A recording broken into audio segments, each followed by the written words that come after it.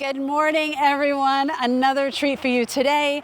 Spark, Sweet Potato, and Caboose have joined me for a very frank and honest and funny chat about their AT hike. I really hope you get as much value out of it as I did. Okay, first of all, I want to say thank you so much for doing this. I thought it was going to be cool to begin with, but I did it with the guys yesterday, and it was so much fun, and they offered so much great information. And Spark, I'm sure I think he had it out loud, right? Achilles did? Did he did, because the headphones weren't working. Yeah, so you could hear it, and they were just so amazing and wonderful. And I'm like, I can't wait to do this again tomorrow. So I've been. Hold on a second. Well, I know that. Will's sending me notes, telling me to let you guys introduce yourself. I'm like, I know, it's on my list. Don't worry. We're just chatting. Okay, before you introduce, first of all, thank you so much for doing this. I think it's just exciting. It's great to keep the trail alive. I asked you all here because I really enjoyed the conversations I had with you, even if they were short-lived. I really enjoyed them, and I thought you'd have a lot to offer.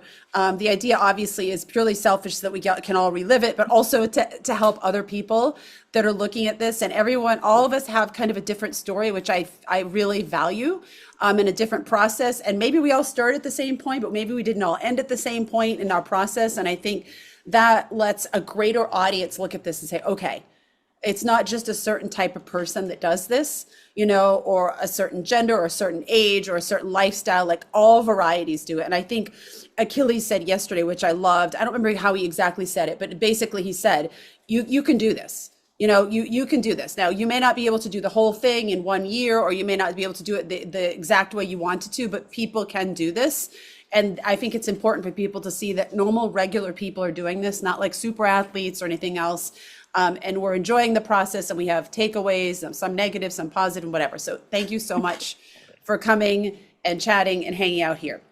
Before we introduce ourselves, you guys introduce yourselves, I just want to do a little icebreaker and see, is there anything that you have been shocked about that you've brought back to your normal life and done in public and gone, oh, or someone says like, Spark, why are you peeing on the front lawn of McDonald's? Like. Funny that you bring that up, because when I heard it yesterday, I immediately knew what my thing was. And it was that I was meeting a friend of mine. Like I was at the bar that I used to go to after I would get out of work at my bar. And I was like putting off waiting online to go to the bathroom on a Saturday night, this very busy bar. And I'm like waiting in line. My friend is about to join me at the bar, and I text him, and I'm just like, I've never more wished that I was still in the woods than waiting online for the bathroom to pee.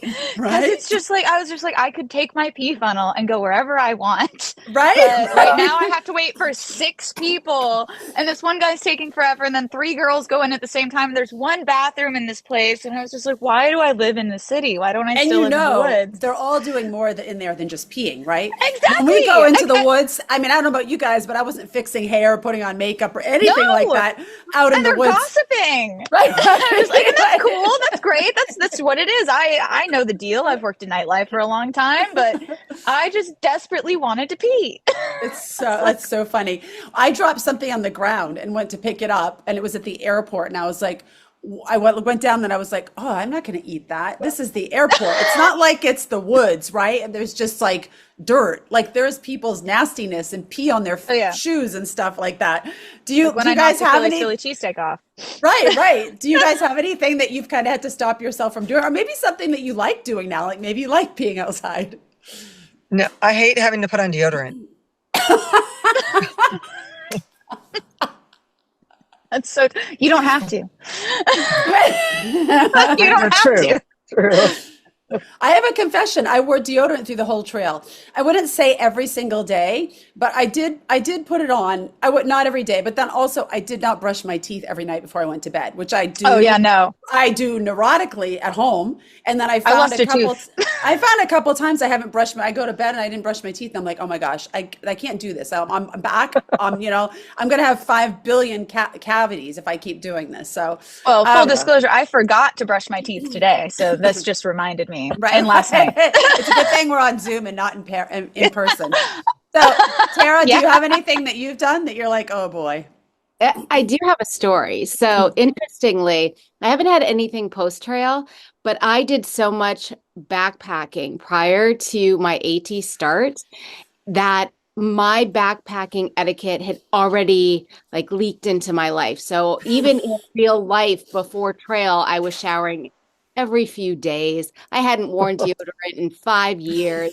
And I remember getting ready for so excited, getting ready for the trail. And I go to the gym and get on an indoor cycle is another part of just my regular routine. And so I'm sitting on this indoor cycle and I had been backpacking. I've been out in the woods and I just literally not rocketed on my bike in the middle of the gym. This is before trail. And I couldn't believe I did that. It was just right there. So luckily, That's nothing awesome. like that has happened. It's since. like when things become a habit, right? Yeah. You know, I mean, it's just I mean, I'm not doing as much exercise now, so I haven't been showering every day. And I'm in a hotel. So actually Captain would be joining us and he would have joined us yesterday, but he had surgery, let's see, 6 days ago now. Nothing major. It was something we knew about ahead of time. His chest bone is indented. And so we needed to have it.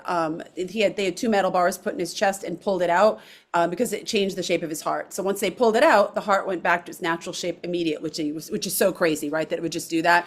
Now the bars need to remain in there for Right. several years. And he's better today, but he's like, I don't feel like talking. So so he's not here for that Aw, reason. Captain. But, all right. So now that we've got that fun icebreaker out of the way, although I don't think we really needed it, why don't you guys tell me your trail name, where you're from, and your age? Just before we get started, if there's something you don't want to share that I ask a question, you can just say, I don't want to share that, or it's personal or whatever. You don't even say it's personal, or you can even say, I don't have anything if it's something you don't want to share. Totally fine. The reason I ask the age is because I find that is such a big question on so many of the forums.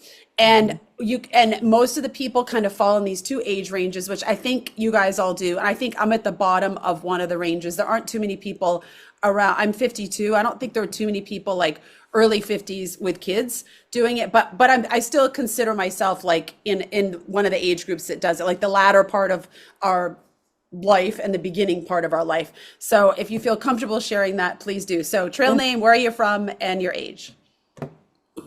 My trail name is Spark. I'm from Brooklyn, New York, and I'm 28. My trail name, I'm sorry. Hi. My trail name is Caboose. I'm 63 and I am from Middleburg, Florida. Sweet Potato, 53, and Northwestern Pennsylvania. Sunshine, 52, all over the place. Currently sitting in a hotel in Phoenix, Arizona. Nice. I mean, it's kind of, we'll talk about transition a little bit later, but there is a gym here. There is a buffet, which is nice. We were going to be in an Airbnb, but the hotel was actually less expensive. The buffet breakfast is not so good because it's kind of all you can eat type of thing, and I'm trying not to all I can eat. So that's a little challenging. But otherwise, it's a pretty interesting place to kind of have life be a little bit simple, transitioning back. So, okay, start date and end date. If you haven't ended, we're going to talk in the next bit about what type of hike you started out doing and what you ended up doing. Okay, so just talk about your start date and your end date. And if you haven't ended, just say haven't ended. I started March 18th and I summited October 13th. I started March 22nd and summited on September 9th. I started March 6th and got off trail August 17th, but I have not completed. I did summit Katahdin on July 7th. I started March 22nd. I summited Katahdin on October 6th, and I actually finished October 12th. All right, so first off is why did you do this? Was it a burning desire? Was it a book you read? Was it a crossroads in life? Was it a midlife crisis, a divorce, whatever? To meet hot young guys, I don't know. I ended up meeting a hot young guy, but You that's not why I came out. we can talk about trail romance on this too. I wish. But it wasn't bad. But I'd seen Wild when I was 18, immediately went to buy the book afterwards, spent my freshman year of college reading it back and forth, and then spent the next decade being like, wow, I'd love to do something like that. And then like last year, my life kind of went to hell and I was in a downward spiral and I was struggling with addiction and the timing, and I decided I wanted to do a long distance through hike like in next year. And then on January 4th, the time and money opened up so that I could do it this year. And I was like, yeah, let's go. I'd never camped or backpacked before. And I was like, let's do this. Let's just like go walk 2,200 miles from south to north. Let's just go. I've never pooped in the woods. Let's just do the thing. That's But see, awesome. that's part of the story, right? Is that, Yeah. people do train for years and people don't. And there's Yeah. all different ways that you can do this, When I was talking with the guys, I thought it was interesting because one of the guys I didn't realize that he made the same decision to hike this around when we did in the beginning of December. So most people I've met had planned for years, and that was something that totally freaked me out when I was doing the research. Like, are we really equipped for this? I had never pooped outside, and I had slept in a tent, but a tent someone else had carried, or that Yes. was at a campground, but it's nice to hear like all the different ways it can be done. Okay, why, ladies? Why'd you do it? For me, I was outside my whole life. We camped all the time, and we did a family vacation over by Gatlinburg, and we went up there, and I saw the Appalachian Trail sign with the mileage, and it got me then. And so ever since then, I've wanted to do it. So it's been a long time goal for me.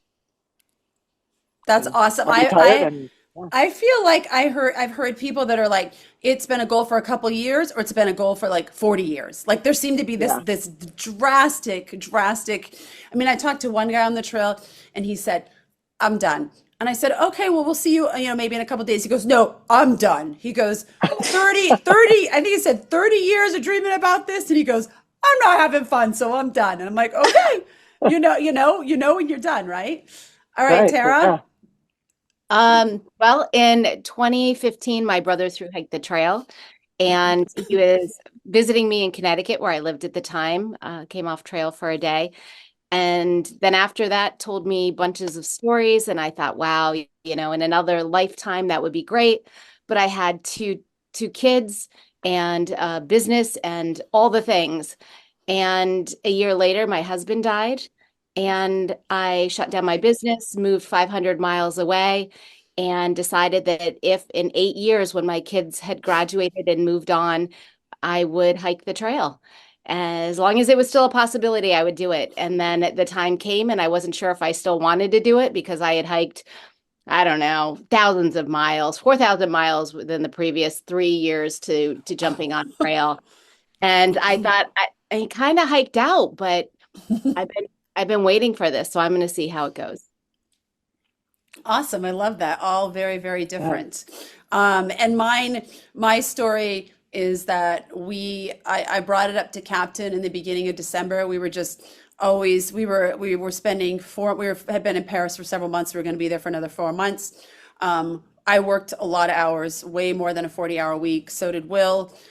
Captain has a very rigorous academic schedule. He has some pretty intense goals that he set for himself. And we were just always in front of, we're here in Paris, but always in front of the computer, just working too much, way too much time sitting stationary in tech. And I talked over with Will and I said, if he has these goals, when is it in his life is he actually going to have this time to take 6 months off again? And I couldn't think in my head with the goals he had set for 5 more years. And I was like, this is not what young people should be doing. They shouldn't be sitting for this much, even if they have goals. And we're still fully supporting his goals. He's starting his private pilot's license in December. We just took a little pause. And when I proposed it to him, he was like, what about school? And I was like, that's why we're going, right? Just to get, and so it was just like a rush to the finish line basically for us. And it was something, it was never a dream of mine. I love hiking. I've done a ton of hiking, mostly assisted hikes or like the Caminos where you sleep in albergues each night. It was Will's Bill's dream. It just worked out better that I go because he what he does with our business, it was better for him to stay put and me to go. And we couldn't afford for both of us to go. And I was like, well, it's going to become my dream now. And I rolled with it and I really enjoyed it and love it. And now I'm having withdrawals. So that's kind of my story.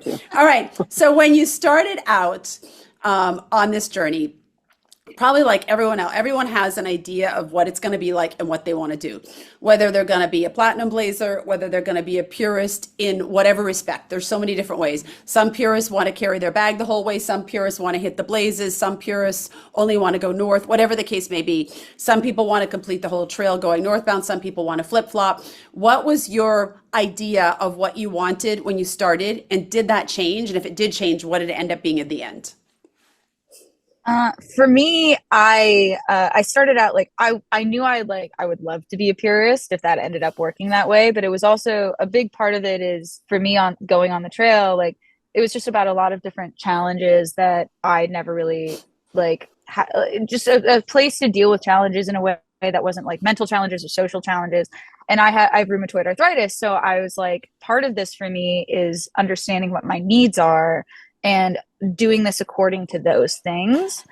And I ended up not being a purist at all. And I'm okay and when with I that, say but, and when I yeah. say that word, I don't mean it in a judgy or anything. Oh, I'm fully no. support like hike your own hike. And also for all of you who are watching, I'm dating this, Achilles. like, I'm using this word purist because it is a word that's used a lot on the trail. Yeah. Yeah, it's basically, it's not so much like a judgment either way thing. It's something that I wanted to do if I could do it, but I'm totally happy not having to do it. And my partner is what I would call a kind of a purist, and is well known as being kind of a purist. And so like anyway, like very much hike your own hike was something that I took into account before doing the trail and knew that if I needed to accommodate myself in one way or another, that would be, it didn't make it any less difficult at the very beginning, but I basically went into this like, however I have to get to Katahdin is how I'm getting to Katahdin. And how did you end up getting there? Did you jump ahead? Did you take a car? Did you hitchhike? So I hiked pretty, so it was more of the first half of the trail, or up until the Shenies, I was relatively pure. I only skipped ahead if it was a situation where I was having a flare up or I knew I was in a lot of pain, and wanted to keep up with my tramily because it was a situation of understanding whether or not I was going to have like, do I want the mental challenge of hardship or do I really just want to enjoy what I'm doing? And I'd spent a lot of the last couple of years beforehand, like I'd left a really terrible marriage and like struggled the whole year beforehand. I was like, do I want to push myself through more suffering or just let myself enjoy things for a little while? Mm-hmm. And I was really loving being with my tramily and like being with Achilles at the beginning of our relationship. And it meant more to me to keep up with them for a while than it did to do my own thing. And then the Shenies, I road walked a lot because it was gorgeous and you got more outlooks. And then I went home. I went to New York for a week after Harper's Ferry, met back up with my tramily where they were like in Duncannon, hiked forward, hiked a little bit by myself after that, went to New York with Achilles for 3 days, came back, backtracked to see my tramily, hiked to Branchville. And time-wise, we realized like we were either going to have to pull 20s every day to make it by the 15th to Katahdin. And so 3 of us skipped ahead from Branchville to Great Barrington. And then I just hiked forward from there. There were in Maine, I ended up like, I wouldn't say like I wasn't pure about it, but I didn't like skip miles until Maine. But at that point, like my body was at the end of its rope. My ankles were really messed up. My knees, I mean, we all get it, but like I've had kind of injuries like this for a while. And I was like, if I've got one mountain in me left, I'm going to be doing that mountain at the end. And if I got to skip from 100 mile or from Main Roadhouse to Shaw's, I'm going to do that. And then if I've got to skip from Shaw's to Joe Mary Road and the 100 mile, I'm going to do that too. Like, and it's a struggle to kind of cope with a little bit at first when you're on the trail and you're like, oh my God, am I going to regret this later? Yeah. But once I summited, I was like, I did everything the way that I needed to do it. I feel really accomplished in myself, but also like I listened to what I needed, and I wouldn't change how I hike for anything. Yeah, I think that's a big takeaway. That's why I like the hike your own hike so much. You know, you do what you need. How about the other ladies? What'd you guys do? I set out to be a purist, but I was open to like slack packing because some people think you can't slack pack if you're a Right, purist. right. There's so So, many but definitions. yeah, I thought slack packing was wonderful. So I didn't do a Yeah. lot of it. I did some of it, and I did pretty much the entire trail. I think we skipped a 4 mile section. Um, right before the notch just because of the way that we got picked up and where we got dropped off. And then there was another, when we got into the trail to take us to the campground right before you summit, we took the Blue Blaze instead. And there were a couple Blue Blazes that we took. Blueberry ledges. Yes, we took that. And it was beautiful. I was glad we did that. But there was a couple that we did Blue Blazes because of there was a ledge and it was wet, and somebody recommended us not doing the ledges on that particular part because it was dangerous when it was wet. So I wasn't a purist, but that was my intent. But I didn't skip very many miles. I feel like kind of the definition of purist should be changed to what's the purest version for yourself, right? Yes. Right. You know, like I mean, I've thought a lot about this, and I'll share what we did after. Go ahead, Tara. Tell your. I'm confusing your screen names by your real names, and I'm like, ugh. I'm like, who's Scout? Dude, the worst part is that for some reason, and I don't know why, my mom's Zoom picture is my Zoom picture. And then I tried to change my display name to my trail name. And I'm just like, we got here like 20 minutes before this to Boots Off. And I was actually like, I might run and go pee really quick because we were going to move our stuff into our little dome. And then Achilles was like, oh, you know, it starts in 10 minutes, right? And I was like, what? But yeah, no, it's my mom's picture and my real name, which I don't want anyone to ever call me again. Isn't it so weird how we have these real names and we're like, oh my gosh. All right. My friends were all calling me by my real name. Yeah, I may just I'll be keep right mine. Yeah, go ahead. Okay, Tara, tell us your story. Sure. I was attempting a traditional northbound through hiking, whatever way that kind of came about. I wouldn't say I was a purist in that I had to walk backwards out of shelters to make sure I got step on the trail. But in my mind, I hiked every mile of the trail. And, but I did have a deadline. So I was leading a hiking and yoga retreat in Bali mid-September. And so I thought I would attempt to do I started out with bigger miles. As I said, I'd been hiking a lot. I had done several 10-day trips, averaging, 20 miles a day, no problem. But when I got on trail, the reality hit the back-to-back 20s were too much. Not just for my body, but mentally and emotionally. I didn't want to hike all day. I wanted to play in the water. I wanted to I wanted to, do yoga. I wanted to do all of these things and not spend every single moment hiking. So I slowed down. And what that meant was I was going to either have to skip a section and skip up, or I was going to flip and then walk back home to Pennsylvania and try to finish it out. If it didn't work, then when I was done with my retreat in Bali, I'd come back in September and finish. And, trail magic. So I had met someone on trail 2 years ago in a place in Pennsylvania that said, hey, when you're through hiking, look me up. And I did. And I was telling this story about, do I jump ahead? Do I just flip? And he had brought trail magic and said, well, if you can leave in 2 days, I'm heading there on Tuesday. And so a ride from Delaware Water Gap to Maine surfaced in a conversation. And 2 days later, I jumped in the car and drove up to Katahdin and then headed southbound. Unfortunately, there were just too many physical injuries that kept me from going back when I was done with Bali. I ended up with a broken toe that I hiked on for 700 miles. I had another 300 where I had plantar fasciitis and I was taping knees. And so I decided not to go back, and will probably finish in sections. The next one I'll be doing is New York and New Jersey this coming year. So How many miles do you have left? Do you know? under 500. Okay.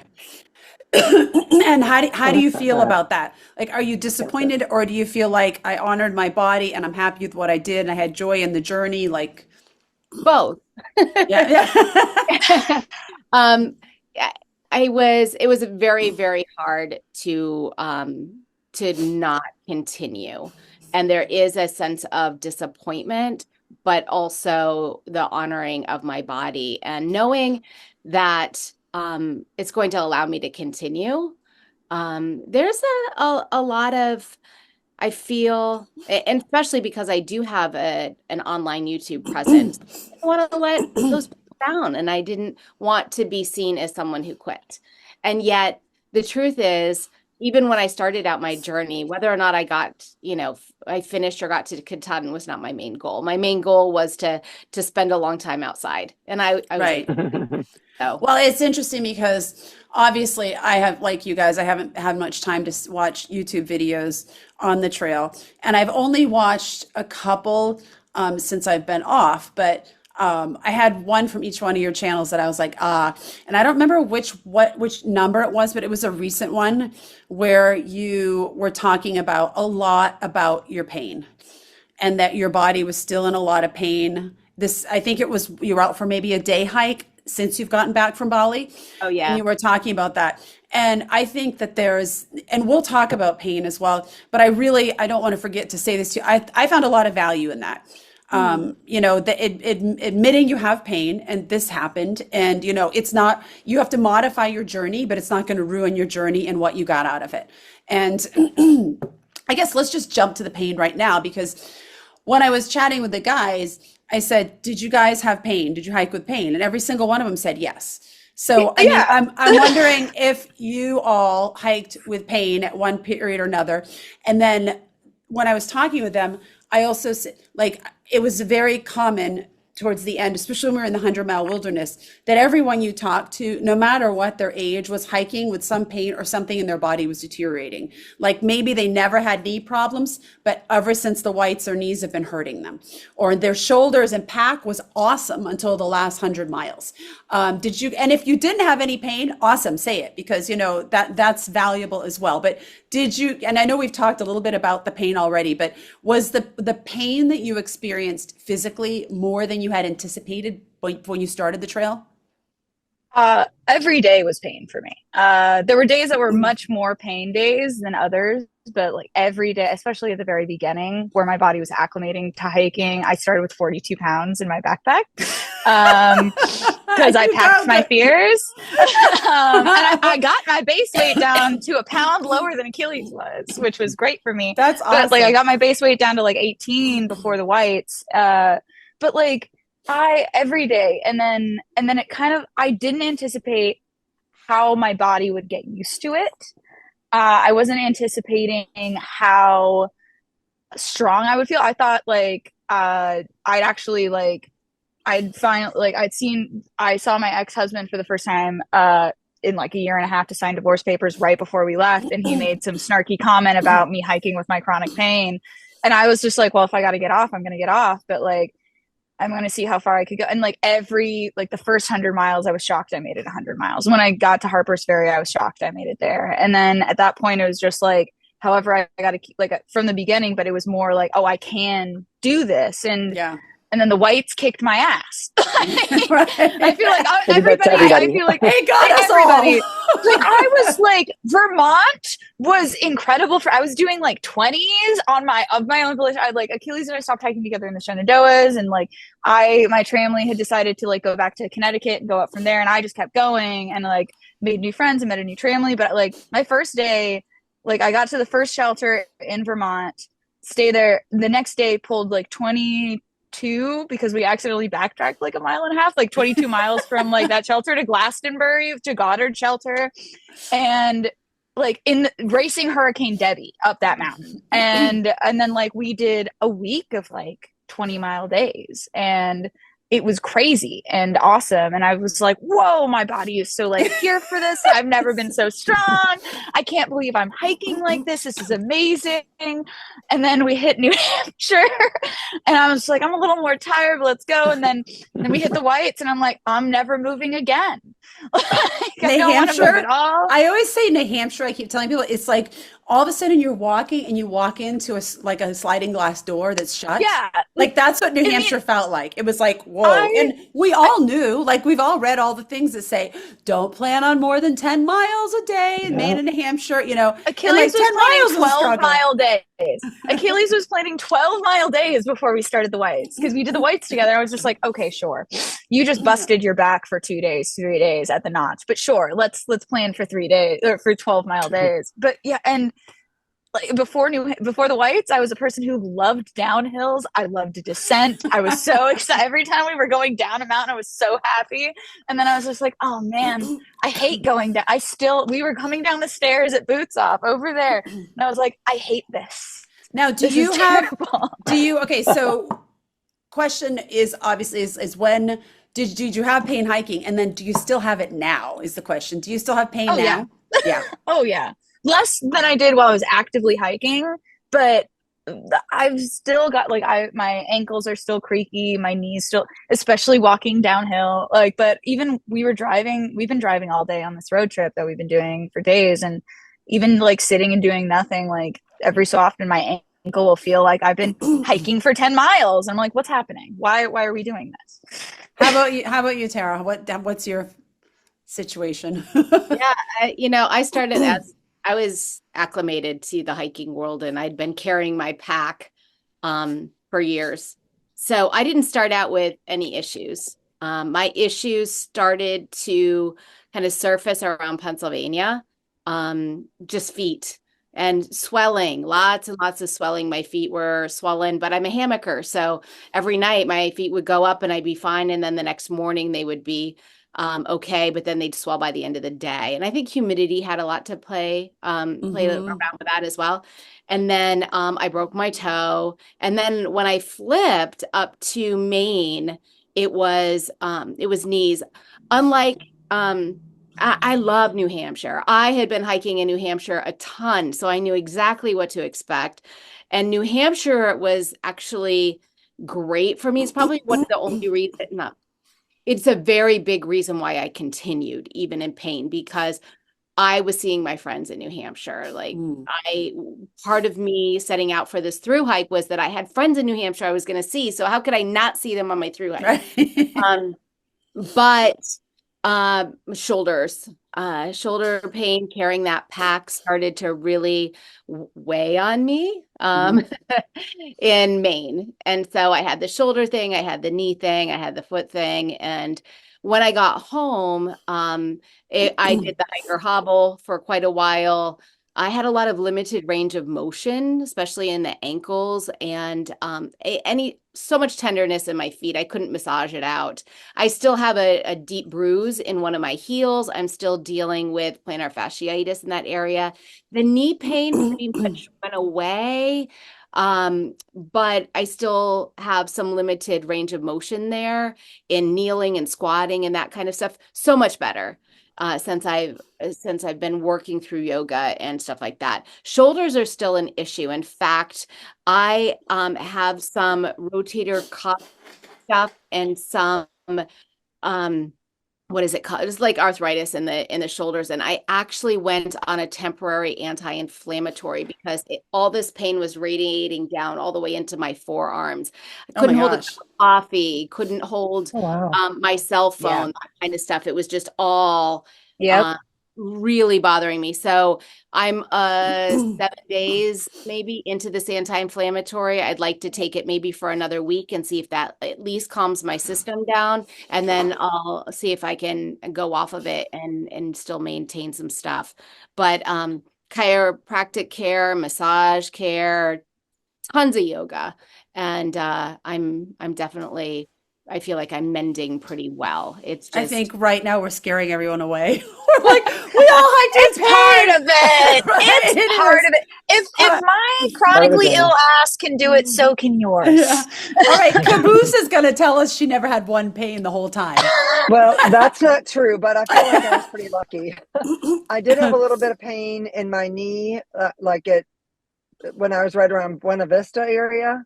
I don't know. That was before the Shenandoahs. I was doing like 2 or 3 20-mile days, and it was the first big descents that I was dealing with. And so I think I had a bruised bursar sac or something in my knee joint. That bothered me for a couple days. And I started taking a leave at that point. And then after that, really the only other issues I had, I had a little bit of arthritis pain when I got to New Hampshire on the downhills with my knees. But my backpack on and off the whole time was painful. Like it was either bothering my shoulders or I'd tighten it up on my hips and it would pinch a nerve in my hip and give me pain down my hip. And so that bothered me some. And then my feet hurt on every step. And it wasn't structural pain. Like it was like calluses, things like that. And so, and my feet are just, and they're still like, my toes are still numb. Yeah. But that's Christmas it. toes. Christmas toe. pretty Christmas blessed. toe. Raise your hand if you have superficial Christmas stuff, toes. it's nothing. Yeah. Not me. Yeah. No tendons, no ligaments, no bones, nothing like that. I did bruise a rib on a fall, but yeah, I feel good now. I haven't had, once I stopped, no pain. The only thing I have is a numbness in my feet, and that's going away a little bit at a time. So I've been really lucky. Yeah, so my story is that I hiked almost the entire trail with tendonitis, which I thought was Achilles stuff at first, but tendonitis. And I can't remember where it was. I had to get off trail for 3 days, and Will had to actually come. He was coming to meet us anyway for the night. He had to come on trail and carry my pack up for me, point 3, because I couldn't take the weight on my feet. And then he had rented an apartment in Damascus for a month. And so I went to the apartment and he got on trail and hiked with Captain for 3 days. And I just iced and put my foot up and did everything I could think of. It helped a little, not a lot. And then I just made the decision there that I was not going to get off trail unless I had to be carried off. That was just my thing. I was like, until they have to carry me. That doesn't mean they're carrying me off because I'm dead. That just means they're carrying me off because I can't walk off, right? That was my decision. Yeah. And I think mentally that helped me, but I taped my feet constantly. I'm very fortunate that I would say 95% of my pain was from the ankle down. I fall a lot, but I fell in the whites and really, who didn't fall in the whites, right? Right. And really hurt my knees. And then I was seeing Will at the end of that day, actually, and he taped my knees up. And I was just like, okay, this taping stuff really works. Like it really Oh, yeah. worked for me a lot. Like I saw I'm some people, well known for my KT tape. right? I saw some young girls that had issues with their knees when we were at Roadhouse, and I'm like, have you tried the tape? like it's some secret drug or something, I mean, I had the tape on after I got off trail, and I still got some gunk on it because I put I it know. on after, and I have a permanent tan of the KT tape around my knees. I think we should make it like a fashion thing that people just wear tape. Yes, You know? we should. So I wore it every day. I feel very fortunate. I mean, it wasn't fortunate that I hiked with pain on my feet for, I would say like 80% of the trail, but it varied to the degree. And by the time I was in New Hampshire and Maine, I was probably like a 2 on the tendonitis. And then I fell and hurt my knees. I didn't only maybe like 3 or 4 days that I have shoulder pain. I never had any pain from my pack. So I really feel very thankful and grateful for that. But I did have pain the entire trail. The interesting thing is that I've been off trail. We ended, I don't know, 9 days ago, maybe. I don't know how long ago it was. And my feet repaired themselves really quickly. Now, as soon as I got here to Phoenix, I went and I got a pedicure. And oh my gosh, it was like my feet were like baby feet. She touched them and I was like, I was like, don't, softer, easier. But I went and I've heard you're not really supposed to get a pedicure. And Will was like, do you want to get rid of those calluses? You're going to need them. I'm like, I'll get new ones when I do this again. Right now, I want them to go away. Like, I'm done with them. And she's looking at my feet going, oh, like, I don't know what we're going to do with these. I'm like, just put some polish on it. polish it, and we'll call it a day. I can't look at these toenails any longer. So I do feel like my body I don't is have repairing. toenails. You don't? Did you lose your toenails? Really? I only Like lost on 3 of one. my toenails are gone. Yeah, Yep. it's horrible. Wow. I Yeah, hear people yeah. I lose have them. I calluses on the didn't. tops of my toes. Yeah, everything. I mean, it is like, Broken. well, I I didn't mean, lose them, but I have one that looks like it's it's about ready. there. Right. Well, it's interesting because, I mean, I think this is really interesting sharing. We all live to tell the tale. We are in varying degrees of pain. Like I said, I have a fusion in my spine. I had no problems, from basically the knees up.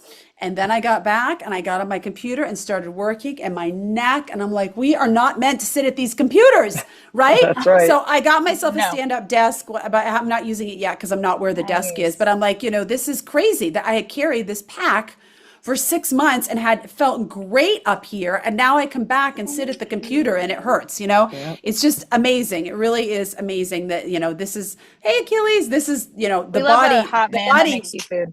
right? No kidding. Does he massage feet and get rid of calluses?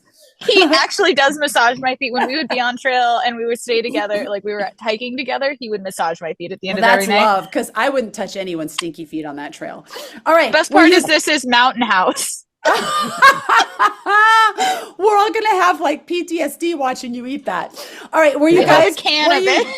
were you part of a tramley at all? Yes. Oh yeah. And were you part of Um, multiple ones? Were you with one the whole time? Like, how did it work out? I was with so I met Achilles when I got to Springer, like the summit of Springer. But we started hiking together weekend.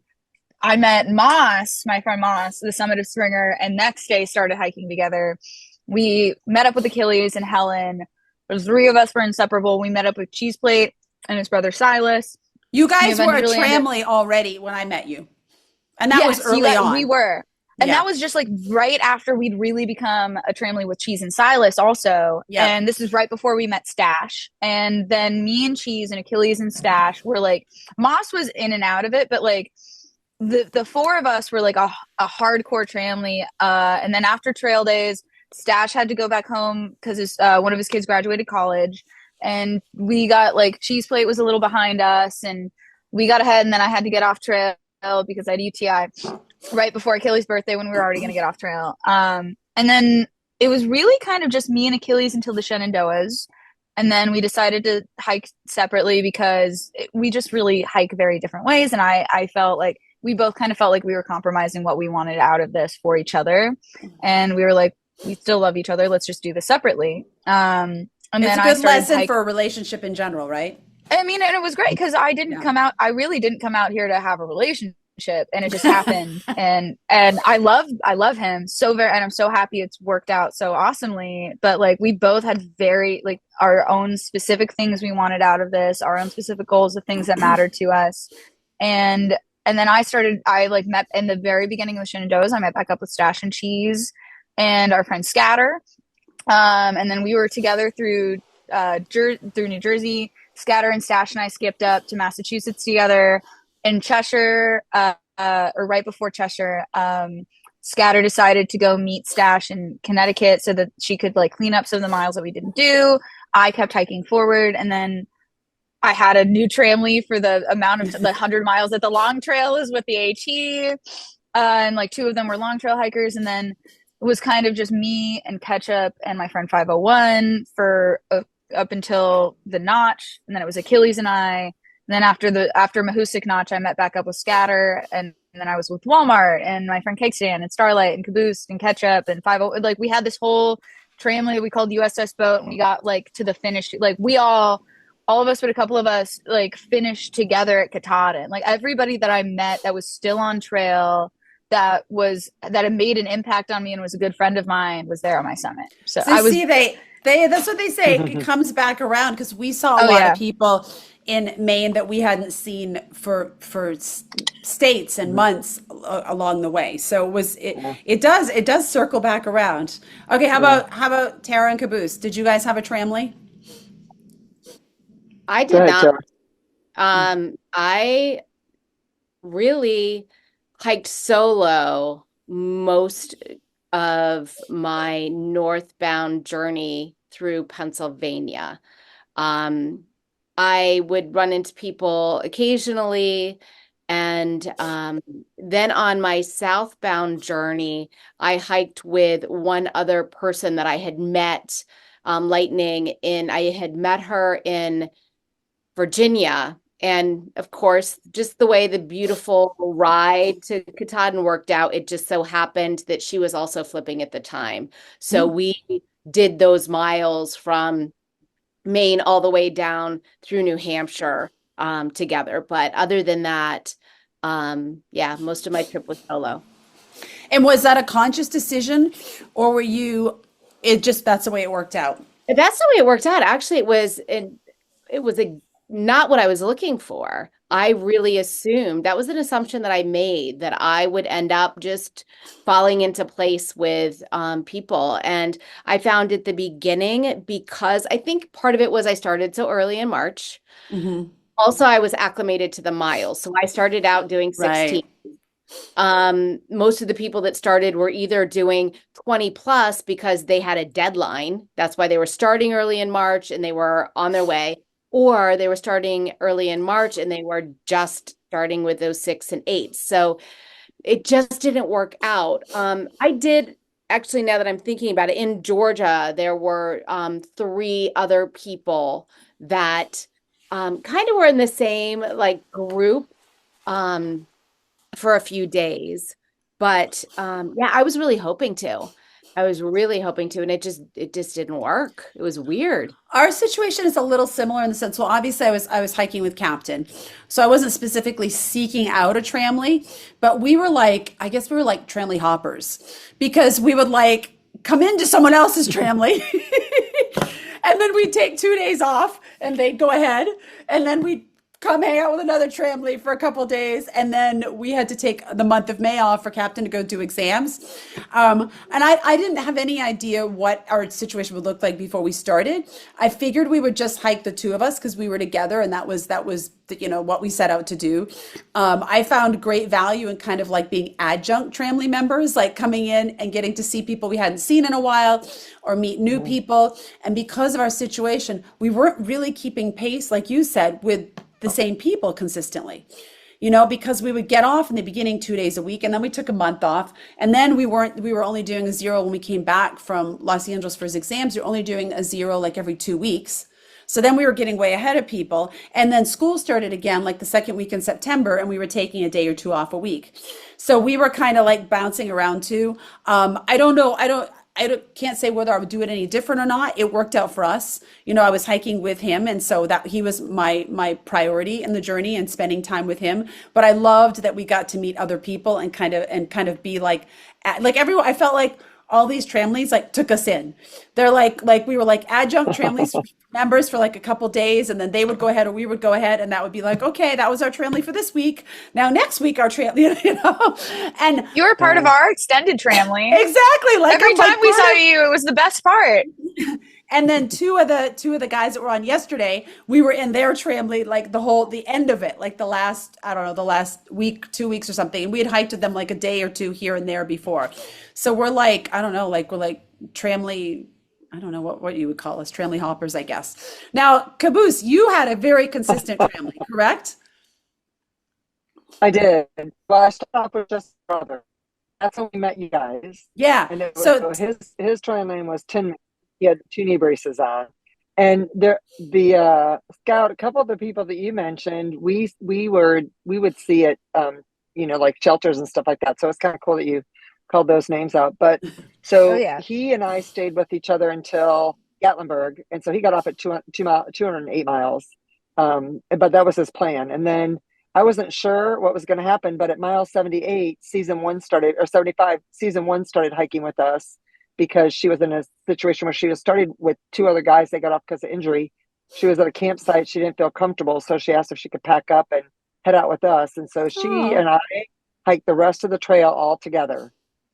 And then Phoenix was from Germany, and she was with another girl from Germany who had to get off after McAfee's Knob. And we caught up with her in the Shenandoahs, and the 3 of us hiked the whole rest of the trail together. So the 3 of us stayed together the whole time. And but we came in and out of pockets of different people all the time. And we had a lot of different people that were a part of our what we would call our extended family, Right. our tribe, right? And that was really cool because we met a lot of really neat people, but we never found the same people over and over and over again, you know. But every once in a while, and that whole group would come back around. We didn't take a lot of, I don't feel like we took a lot of zeros. We took 13, I think, zeros the whole time. And four of those Wow. Insane. were trail days. Badass. I racked Oh up my 2 weeks at the notch alone. But part of that was because Phoenix had to get, you know, she was from Germany, so she had a visa. Do the visa. She had to be done. Yeah. And so our summit goal was September 9th, and we were able to hit that.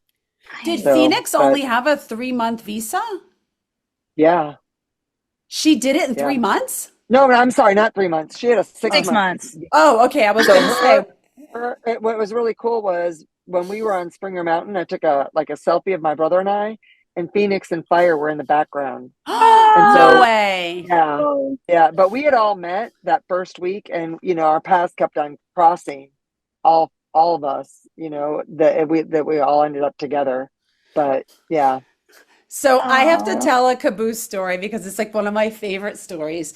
So I told you guys that I've done a ton of hiking all over the world, but it's either been assisted, like hiking through the Andes to Machu Picchu. You have to take a guide. They carry your bag. They set up the tent, yada, yada. It's a hard hike. It goes to 13,000, but it's only 4 days.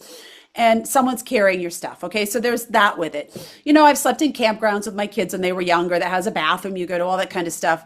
And we hiked the Camino Frances, which was sleeping in a hostel every night. So, you know, it's still hard. It's still 44 days. But I get on the trail and, you know, we had to figure out our gear and stuff and safety. So there were some things we didn't figure out. We were watching a YouTube video on how to do it the night before. And my Sawyer squeeze, I watched one YouTube video. And I'm on the trail. And you know, I mean, it says freaking squeeze on it. Am I squeezing it? No. And Caboose says, I don't remember exactly what you said, but you were like, I think you said you need to squeeze it or something. Like I think I had it leaned against a tree and I'm just watching it. And I'm like dying. I said, listen, this what I was saying on our YouTube channel. I'm like, listen, you're gonna get the reality of what I didn't learn or what I didn't remember from the YouTube channel. And you were just so kind about it too. I'm like, you could have been someone about like, who is this idiot out here thinking they're going to make it when they don't even know how to, you know, filter their water. No. Luckily it wasn't That was me. situation, right? That was me. I had to ask for help. Yeah. In the beginning, there were so many of us there too. I figured, you know, Right. I've got the safety stuff figured out. If I'm at a water source and I can't figure out how to use the filter, either I'm going to ask someone or someone's going to school me because, you know, there are plenty of people around. And that's like one of my funnier moments. And I think that's around the time I met you guys. Like crazy. All right. That was literally me at Hawk Mountain. I mean, Achilles and- broke his bag trying to teach me how to use a Sawyer. Right, like putting up the tent and stuff. I'd done that twice, you know. Okay, here's my major confession. I still don't know how to put up the tent because we were because here's the thing. We had our jobs that we did and Captain did the tent. And I said, at any point you want to switch? I kept asking, do you want to do this? You can cook and do the bear cans and all the stuff that I do. And he goes, no, I'm happy doing what I'm doing. And I'm like, okay. And then I was like, I just never learned. I'm like, I'm That's sure true. I can I figure never it threw out, a bear hang. but I never learned it. I never had to throw my own bear hang, so There's just some I things have that the bear hang. I just didn't have to throw it myself ever. Right. And So- I figure, listen, if it came down to it, well, I don't know why I would be without Captain on the trail. I mean, we did hike a bit without each other when I had to make up miles and stuff like that. But if I had to put up the tent, I'd figure it out, right? I mean, we switched tents and the new tent didn't actually have the stakes in it like the old tent did. And so we had like 4 days we had to put the tent up and just gather rocks and stuff to hold it down. And I'm like, I'd figure it out. There was no place to get off. If we got off, it would have been like losing a half a day. So we're like, forget it. We're not getting off. We'll just figure this out. So you figure it out, right? I mean, you do you figure it out. If you need to, you figure it out. And there's always someone that's willing to help. Now, did you find the trail more physically or mentally exhausting or equal? Mentally, I can handle the physical. I've been dealing with the physical exhaustion a lot, especially my adult life, but the mental aspect of it, like the only times I ever thought about getting off trail were the mental difficulty. Or like not finishing or anything like that, was about just like something mentally I had to work through about it. And like when like I suggested that Achilles and I stop hiking together, and the immediacy, because I was so not used to having him on trail, was really difficult for me. And I was like feeling like I didn't even like I couldn't get myself on the actual trail, which is part of why I walked a lot of the shennies.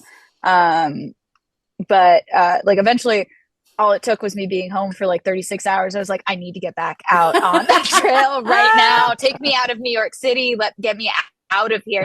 But like the mental spot, like the hard day, like they say don't quit on a bad day, because those days are so integral, I think. Like, I mean, like to the growth that you can get on the hike when you're in a really bad spot mentally. I feel like I can push through physical pain. I can take a leave. I can use KT tape. I can rest. But the mental aspect is not as easily remedied.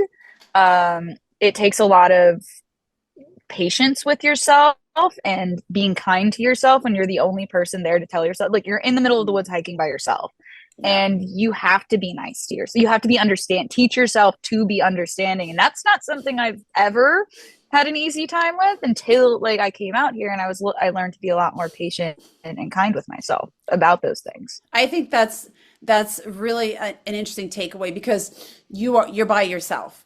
You know, I was not by myself. And so when I was having a bad day, or he was having a bad day, he didn't have that many bad days, but you know, we had each other. And I think that made a huge difference, because for me, it was completely the opposite. The mental aspect of it was not hard, but I didn't have the loneliness or, you know, being by myself component of the mental aspect of it. And there's so many different mental aspects, but that's a big one. That's a really big one, when your inner voice is saying something and there's no one there to say, okay, we're going to get through this. It's okay. You peed on yourself again. You'll be fine. You know, it's so I think that's very, very important, because most people come out here by themselves, right? Yeah. And even if you are hiking with a tramily, it doesn't always mean that you're gonna share the deepest thoughts that you're having, or all the things that were your fears to begin with, or the negative voice. You know, you might not share that with your tramily. You might not feel comfortable with that. So in essence, you are still alone. You know, and I think that's something. I mean, I only read one book before I started the trail, because I didn't have time. I watched the movie of the two old dudes hiking together, and I read A Walk in the Woods. Yes, and because I think everyone's read that or watched the movie. Not me. And I picked one book, and I can't remember the name of it. Trail Tales, maybe, I don't remember. It's all about the mental aspect of the trail, and I found it really fascinating. Appalachian Trails. That's it. Appalachian Trials. Yeah. Great book. Great book. Yeah. Okay. How about Tara really and Caboose? Mental or physical or equal? Go ahead, Tara. I think for me it was probably more physical than mental. And I think a lot of that has to do with I have a 20-year yoga practice, and I'm a mind-body therapist. And so I had a lot of tools. I had a lot of tools, and I pulled them out and used them for sure. So it wasn't like the struggle wasn't there, but I definitely had that tool belt. And physically, the challenge was surprising to me, because I did come in relatively prepared physical health. And so I was probably not as prepared to handle those challenges. And even though they were physical challenges, they affected me mentally. I was just going to ask you, do you think those physical challenges affected you mentally because they were something you didn't expect? Absolutely. Yeah. And one of the things that I found was interesting, and I just had this conversation recently, is I thought, and this is said a lot of different places when you're researching the Appalachian Trail, is that you get to a certain point and then the percentage of people that quit drops down, right? I forget what it is. And then you get a little further on the trail and that percentage is even lower. And once you get to a certain point, most of those people actually succeed in getting to Katahdin, unless there's a family emergency or there's a physical injury, right? I don't know if you guys have heard that, but I heard that several times. So I'm Yep. thinking probably the only thing that's going to take me off trail at that point is a physical injury or a family emergency. But I didn't realize there is a variable in the physical injury. Like I broke a toe, and that wasn't an injury that was impactful enough to change my mind. I was dealing with daily pain, like there was injury after injury after injury after injury. And I didn't break a huge bone. And I could, like you were saying, like I could continue to walk off the trail. I didn't have to be carried off. Right. So even that physical injury is not a hard line. It's like, Yeah. where is that? So. Right. And it varies, it varies differently for different people, right? Yeah. Because I know several people who got off from tendonitis. I didn't. That doesn't mean I'm stronger. That just means maybe my tendonitis was different. I mean, it just doesn't, there's so many other factors that factor in, why someone gets off or why they stay or what the case may be. I have this theory, and it could be completely off, and you're free to debunk it or disagree with it or whatever. But I found that the people that I knew their stories, the people that had struggled a lot in life, were able to endure more of the mental aspect of the trail. That doesn't mean that they necessarily were stronger or that they completed the whole journey they set out to do. It just felt like they had a point of comparison of mental struggles and You had a toolbox. and how they compared these to other things they had been through, losses they had in life or struggles or disabilities or whatnot. The harder someone's life had seemed to be, the I don't know if this is the right word, but the easier the trail seemed to be for them. If that makes sense at all. And you guys might have met people like that. You might fall into that category.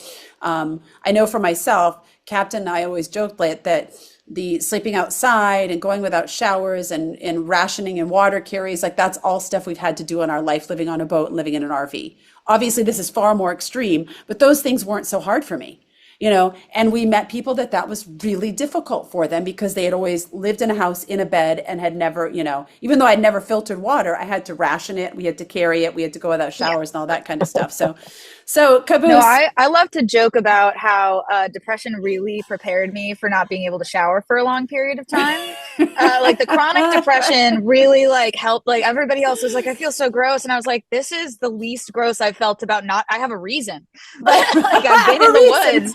I'm not just in a depression nest in my bed right now. I have a real reason for why I haven't showered in the past week. So that's my favorite shower joke about the trail. So I have a quick shower question before we go on to you, Caboose. This is probably TMI, but some people love it when I TMI on our YouTube channel, and some people get really pissed. So I don't care. Have you ever smelled in your life as bad as you did on some days on the trail? No. Yeah. No. I've smelled pretty bad in real life. I've smelled pretty, like my best friend back home used to be like, you are, and as Walmart calls it, the cage world. But my best friend used to be like, you are too depressed. I need you to shower right now. Yeah. And even when I visited home, I held my clothes bag out to my mom and I was like, smell this.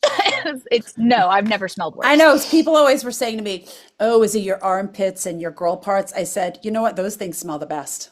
Those are the parts. It's other things that you didn't know how nasty your shoulders could smell or your knuckles could smell, right? All right, Caboose, physical or mental, harder or equal? Well, first I want to say, as far as the smelling goes, I didn't understand. Like, I would take a shower and use soap when I'd go into town. And the second I got out of the shower, my armpit doesn't do anything. Oh, it doesn't. I still smell. I know. You know what I said to Captain? I said to Captain, maybe they just don't have good soap here. It's not us. I did my laundry and my mom was folding it for me as I was getting packed for the road trip. And she was like, it all smells relatively okay, but this thermal shirt kind of still smells funky. And I was like, that's the only thing that still smells funky. Right. Did you smell the leggings? And she was like, I didn't smell the leggings. I was like, that's probably why. Right. Yeah. So, I feel like, I'm one of those people that would debunk your thing because my life has been pretty easy. Like I've been very fortunate, But I think I have a toolbox like Tara, but not for the same reasons. I was an athlete, in high school and in college, but I also coached for like 40 years. And so teaching those kids how to deal with, Yeah. adversity and all that stuff, I found myself using those things on the trail. And so mentally, I didn't have a problem. Physically, I embraced that. Like, I love those challenges. The hardest part for me was going north after Mount Washington and Mount Madison. Those were the two hardest parts of the whole trail for me for some reason. I loved all the rest of it, but I psyched myself out, and I was my own fearmonger about certain things. Like Mount Mooselock and Mahoosuc Notch. Like, before I got there, I was like, oh my gosh, am I going to be able to do this? And then I got there and I was like, oh, this is awesome. But, you just gotta, my channel is one step at a time. And I just kept on using that over and over and over again. Like, just take it one step at a time. You got this. But I never once felt like I can't do this, or I want to quit, or every day was a good day for me. Like, I didn't, even the rainy days were okay. Like, I didn't have any day that I said, I just hated today.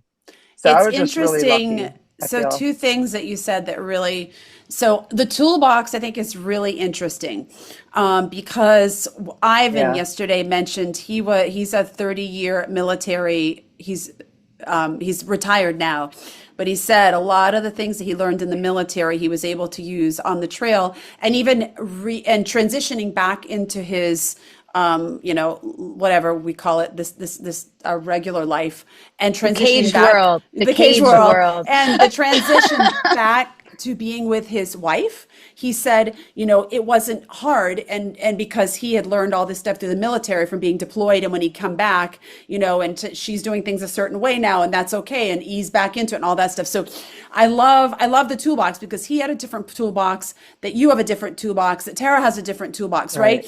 And I think that's really, I don't hear too many people talking about that, about the trail. So that's really interesting that we all have, and maybe my toolbox is the way that we've lived that, has caused us to go without certain resources, which makes it easier. Yeah. Right. Your toolbox, Scout, is dealing with your depression. Like, we all, if we can all hone it's the into coping what our mechanisms toolbox that is.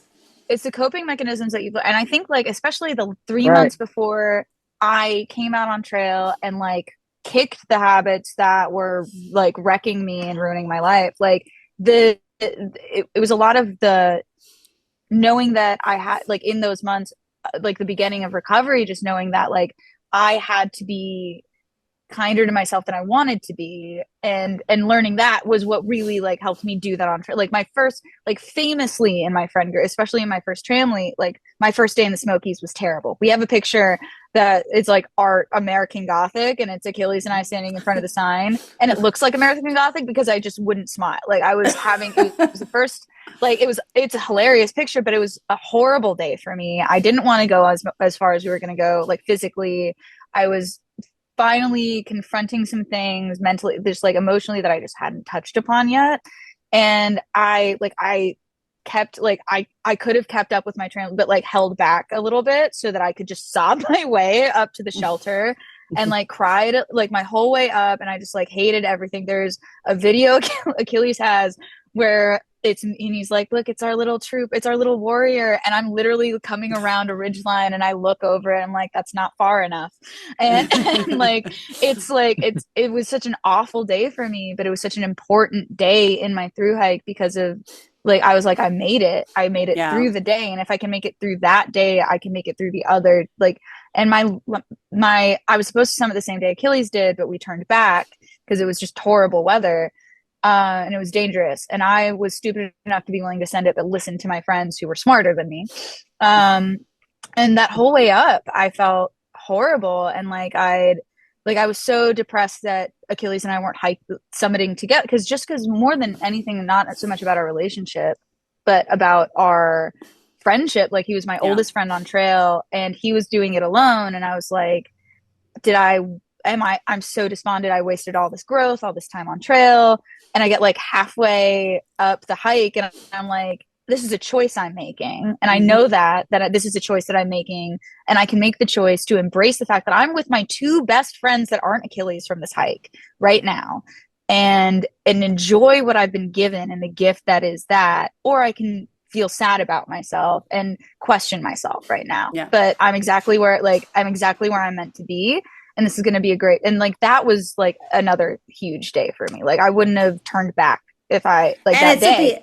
it's at the end of, Yeah. of your hike, right? You're thinking the lessons are Yeah. done, but they just keep coming, Well, right? and I felt like I had not accomplished what I needed to on the hike because I didn't feel like that. And then I had that moment of it's a choice. Like, I am choosing whether or not I'm going to let this ruin the end of my hike and feel unaccomplished. And in that moment, Ketchup had been asking me since Golden Road, I was like, it doesn't look really golden. And it was our joke because I really was despondent and depressed. And he was like, is it golden yet? And I was like, no.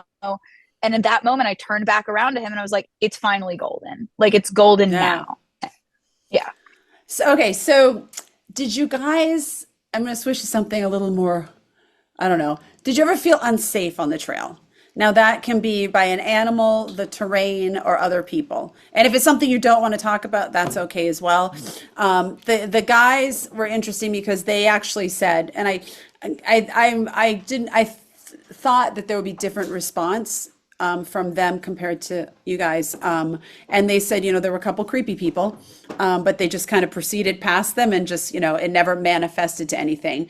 But did you guys have any times where you felt unsafe on the trail? Never. Not with people or really even like animals once I got comfortable yelling at bears. Yeah. Who said never? Never. Did you say that, Tara? Okay. How about Caboose? Did you ever feel? Yeah. Go ahead. Sorry. I felt completely safe at all times, and I camped alone a lot. So yeah, it was in a moment. Caboose, how about you? Did you have any scary moments? Yeah. I didn't have any scary moments with people or with animals, but there were a couple times on descents that I was a little nervous. My 63-year-old body doesn't really like going downhill, and I relied a lot on my trekking poles. And Me too. so there were a couple times that that I was a little bit nervous on the way down. And then on top of that, the two other women that were hiking with me, one in Phoenix, on the down, they were much faster than I was. So then I'm trying to, because we all hiked together, and so then I didn't want to make them feel like they had to wait for me. And so it put a little, I put a little bit of pressure on myself, and they didn't do that. They were like, Carrie, you're only 2 or 3 minutes behind us, but it felt like I was forever behind them. Yeah. And so then I was like trying to hurry when I shouldn't. And I felt Imagine hiking with a 16-year-old. No. I think I'm always I love behind. Captain, but no. So I had some scary terrain moments. And it's really interesting because everyone is so different and their bodies are so different. I really did not enjoy the hike up to Katahdin. I did not enjoy it. There were some places that I felt, and I'm pretty tall, almost 5'8". There were some places where I felt there needed to be another piece of rebar, and I just felt like, and I slacked it. I just felt like I could fall at any moment. How do you think I feel? Yeah, I know. That's what I'm like. If someone's like 5'2". 5'0". But the interesting thing is I was talking with a trail friend Shivers, and she said, and she's shorter than me. I don't know how tall she is. I don't remember. But she said she Shivers had like old. Older Shivers? 5'5". Yeah, 5'4", 5'5". That's my trail mom. I was like, we were talking trailing. I was like, oh my God, I forgot the most important one. That's my trail mom. We saw her again in Vermont, which was really nice. She loved going up it and thought it was totally fine. And then she came down A-ball and said it was a nightmare. Well, we had come up that, and I was like, there is no way I'm going down that. I'm going to risk A-ball. And I loved going down A-ball. I slid down on my butt most of the time, but she said it was horrible for her. So it's so interesting how different parts are so different for different people. And it doesn't seem to be an age or a gender or physique or anything like that. But I would say I had at least 5 times on the trail where I was really scared on the terrain. And it was like literally like a 5-second, 10-second fear, right? Yes. I accomplished it. I didn't fall, Yeah. but I did have some moments like that, and I had not really anticipated those, to be honest. And I don't know if I was being more of a baby about Right. it because Captain was with me, or if it was just naturally a fear. I had an enormous fear of bears before we started, and then I still kind of had it throughout, but I just got used to it and whatever until someone told me that the moose. I grew up in Maine. I never knew the moose charge Yeah. you. So then I was Yes. like, oh, we got to watch out for the moose now, So, there's, I did have a fear. I did have a fear of fire towers that I would force myself to go through, which is, I think, the least safe I ever felt on trail was windy fire towers. But did you, that what, was you would about it. force yourself to go up to the top? Yeah. Oh, I would force myself to climb all the way to the top of every fire tower I could get, or as far as I could go, like as far as I could force myself to go. And most of the time, I would get to the top. The Smarts Mountain Fire Tower, I made it a grand total of like 30 seconds before I was like, no. Yeah, I'm going down. But I did make myself come back up for the sunrise the next morning and compromise where I didn't go in the cabin, but I stayed as high as I could. But yeah, no, it was a man-made heights, not my thing. But I forced myself to do it every time, and that was There the was least safe one I that ever was like, felt. don't go up here, dangerous, I did that rusty. one. I I'm did like, that one. why do they even have this here then? Like, is it going to fall one on that- me? The one on the top in Vermont where they took the first two ladders out. Yeah. I did that because my favorite far out comment ever is on that one, and it says, "You didn't walk 1,700 miles just so the feds tell you couldn't come and climb a fire tower." Oh my And so I God. climbed it and went all the way to the top, and it was the only fire tower I ever felt like not scared. And I went running by that one because I'm like, it's rusty, it's going to fall. It was All pretty right. okay. Is there anything that you would change about the trail, the culture, hiking, anything else, anything that you would if you had a Privies magic in wand? Tennessee. Privies in Tennessee, in that's Tennessee. a good one. That's No a good more one. poop minefields. Yeah, They say that's that a good you one. can't do the privies because you can't have ADA inaccessible toilets in Tennessee, and I respect that. But the trail's is that not why? ADA accessible. That's why. And the trail's not ADA accessible. And you know what's really sick and gross and dangerous? A poop minefield. Yeah. So privies in Tennessee. Well, at that point, a lot of people have dropped off, so there's less poop, right? There's not 3,000 poops coming through a day. No, because it's in the Smokies too, and so yeah, you're right. 'Cause you're it going flips through the Smokies, Yeah. and like the second shelter on trail is in Tennessee, and it's like I have a group of friends who night hiked in, and they were like, "Oh, there's nobody camping here. Let's cowboy camp." And it was the toilet no. area that they were Miles cowboy Ridge. camping in. Yes. Yes. So those of you who are watching this, Tennessee doesn't have privies. Privies are bathrooms or outhouses or whatever you want to call them. Boo. That's a good one to change. I like that one. Although I didn't use the only privies thing. too much because I always found mice in there, and I was like, ugh. Anything else Porcelain you princess. guys you would I've never change found about nothing. something you'd Yeah. want to change if you could have your wish? If I could figure out a way to help raise money to get bear hangs at the campsites or at the shelters, because Yes. we hung our bear bags every night. We never slept with them the whole time. That was kind of something we really were trying to be diligent about. But there were some places that were so difficult to find places. And I think that there were probably more people that slept with their food than didn't. And that's not a judgment, but if there was a bear box, they would have put their food in the bear box.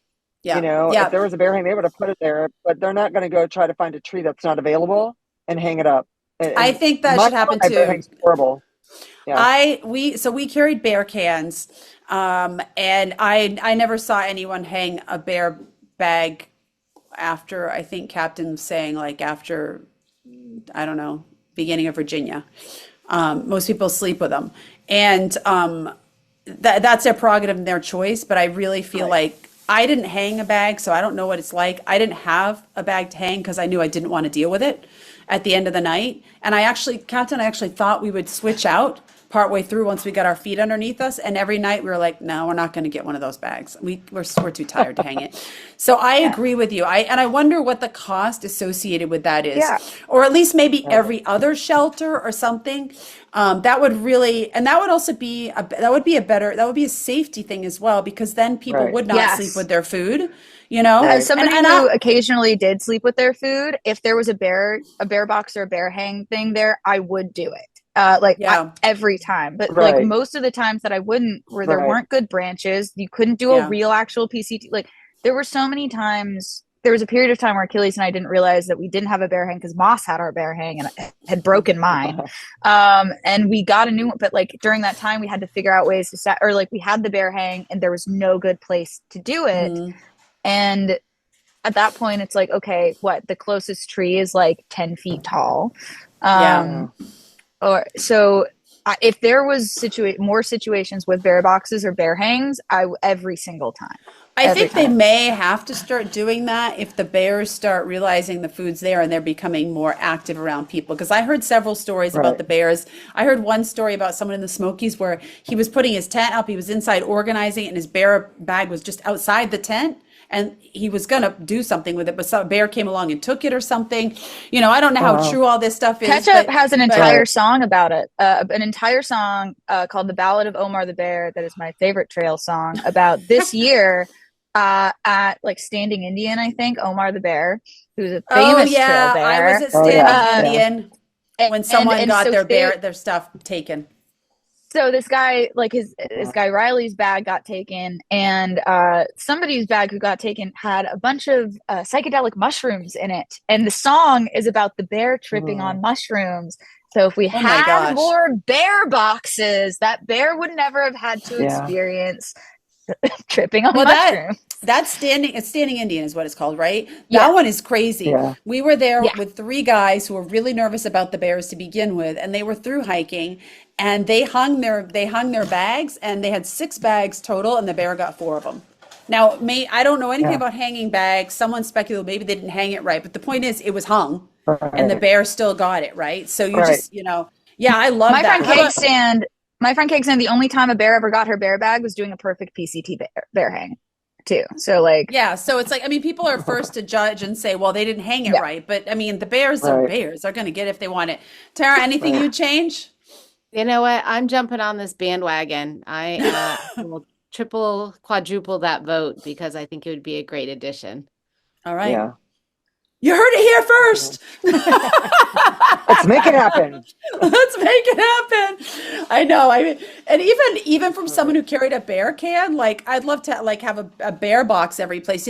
I mean, I never lost the bear can out in the woods or anything, but it was like I'm walking out there, I'm tripping on things, and I'm like, what's out here, and did I put it far enough, Yeah. and all this, and plus it's an Yeah. extra Right. pounds to carry, right? All right, here's my favorite question. And I loved it when I asked the guys because I knew one of them's answer was hell no. Okay, would you attempt another 6-month-ish through hike? And why or why easily, not? yeah. Immediately, if I had the money to do the PCT next year, I'd be doing it next year. Because this was the most amazing thing I ever did for myself. It was great. I met great people. I'm moving to New Mexico in January with one of my best friends that I met on trail. Which is like, it was so good for me. And every time I go back home, I've told, like Achilles said yesterday about how there's people who think that they can't do this for whatever reason. It's like, you can do. I came out with like no experience, barely any money, and just incredible support from people, like, and it ended up like figuring out the money situation on trail in Gatlinburg. But I was determined, and I would do it again in a heartbeat. It was Was the it that coolest place thing. that where you're getting all those $1 bills? That place? No, it was, I mean, like my mom had helped me figure out a situation. I was gonna come and work. I was low too, but I was thinking about, but no, I was like, it was such an incredible experience. And like I said earlier, I didn't know how strong my body could be. And that was insanely empowering. I've never eaten more regularly. I have weird appetite things, and I've never eaten more regularly in my life. I've never, like, my mental wellness, even on the worst days, was still better than it was back home. Like, even visiting back home. And back home is such a contrast for you from the trail. Yeah. You don't live in a like, cabin living in New York out, City is No, and it's so like it's my friends when I first visited in the summer were like worried that it would be overstimulating, and the worry that they had didn't kick in until I finished the trail and I was home, and I was just counting down the like seconds to Achilles picking me up because I for so many reasons, but it was so I didn't want to go out. It was so overstimulating. There were so many like triggers out in the city too, but like it's so much. And like honestly, if I could just do another through hike right now, I'd do it. Like okay, we got one that wants to go live on the trail. Tara and Caboose, how about you guys? Tara? While I was on trail, I would have said hell no. I would lash anything, right? I would do long sections. I would pick my seasons. I'm much more of a winter hiker, fall, winter than I am summer hiker. So the weather really affected me in a lot of ways. Especially this summer. Yeah, this summer was insane. And then I hit Maine right after that first hurricane. So all of the water levels were in a lot of places, they were not passable. The fording was shut out, and just the humidity. But anyway, regardless, now taking a step back, I think my spirit, absolutely.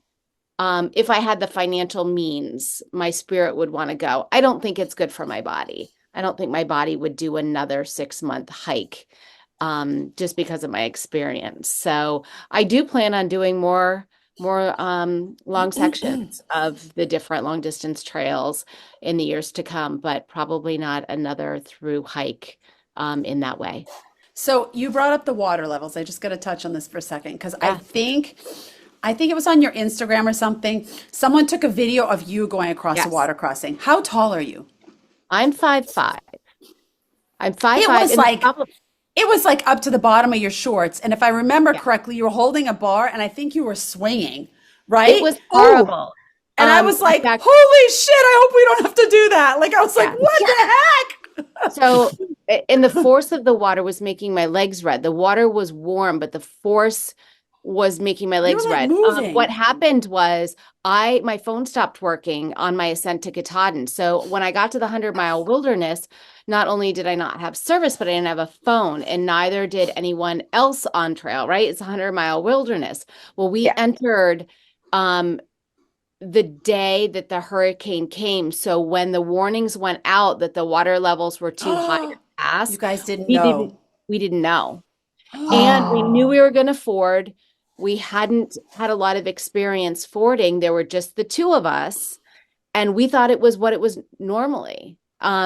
We went to the ATC Center in Monson, and they said they put signs everywhere with like things to look out for, all the stuff. But we found out later they were all northbound signs. So there was no signs from where we were starting to do our southbound journey.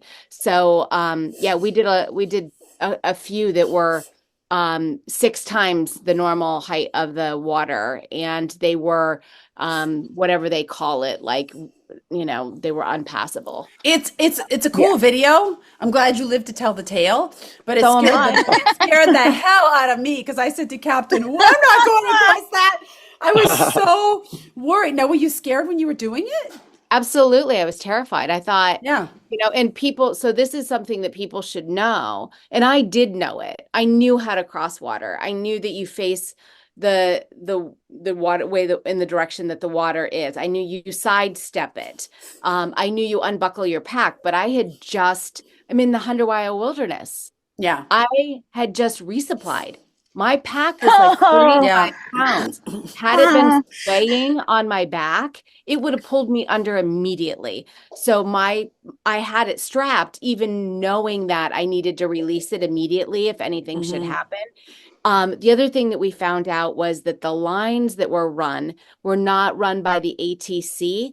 It is just a local hiker going out and wrapping line around a tree. They were not recommended. They warned us about that. Yeah. Yeah. And of course, we didn't get any of those warnings. So, and is there a reason the ATC doesn't do it? Is it a liability thing or? I'm guessing, I have a lot of problems with the ATC. And especially the fact that they didn't have any of those signs going southbound. That's ridiculous Right. and so dangerous. Like there are still southbounders, especially at that point. Like, Yeah. Yeah. So, I don't know, but the ropes, my foot got stuck halfway. Like there was a point where I felt like you saw me like going backwards, and Yeah. I was It's afraid. freaky. Yeah, I wouldn't after that. If I had seen that again, I wouldn't have done it again. Where was that one? That was the first water crossing coming south. I forget what it was. Okay. So it would have been the Okay. last one that anybody else would have done. Okay. Caboose, before I ask you if you do it again, did you have any water crossings like that? Because it wasn't like that when we went through. Not like that. We had one that we had to really like strategically try to figure out where to go. I can't remember where it was. I think it was before the whites, but and it was, the water was rushing, and it probably came up to like my mid thigh, and I'm 5'11". But the season one of those guys found a place that was a little bit shallower. But that was probably the worst of it. But I didn't feel like I was in danger. Not like you. That sounds really Yeah, sketchy. I remember seeing Yeah. that video and going, "She's in Maine. Oh my gosh, in Maine." Yeah. All right, Caboose, would you do it? Would you do another 6-month through hike, or why If not? I was younger, I would do it, I think, because I miss the trail so much. But I have less days in front of me than I do behind me, and there's so many other ones that I want to do that aren't 6 months. Like I want to do the West Highland Trail, I want to do the Dingle Way. You know, there's so many other ones that I want to do, and I'd rather do them in shorter clumps. You know, I have grandchildren, I have family, you know, and so Yeah. being gone for 6 months, I think is not, you know, something in the cards for me. I'd rather get a lot more different ones done Yeah. than just one big one. If I was younger, I'd say in a heartbeat. Yeah, I would say for me the same thing. It was really hard to stop working Mm-hmm. and seeing Will and talking to our daughter regularly, even though I was with Captain for 6 months. It's a long time to stop your life, and you know, it's not stopping because you're doing another life. But I really missed my people, and I would like to do another 6-month one, but I don't see it financially being in the cards to be able to do it with Will after Captain goes to university. I mean, not anytime in the near future, put it that way. And I don't college really is want to. expensive. Yeah, and I don't really want to, exactly. And I don't really like, I really enjoyed it. I'm really missing the trail, but I can be very content with 3-month hikes.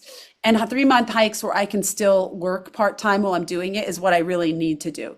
And that's why I love the Caminos in Europe. You know, you're not always sleeping outside, which I That's like on my that list. aspect of it. Yeah, it's Achilles and I are amazing. doing the Santiago in 2026. Yeah, and for you the can eclipse. still, you know, you can still work too, which of course it's really lovely to not work for 6 months, but I have a business and I really risked it, you know, going. Yeah. Luckily Will stayed behind.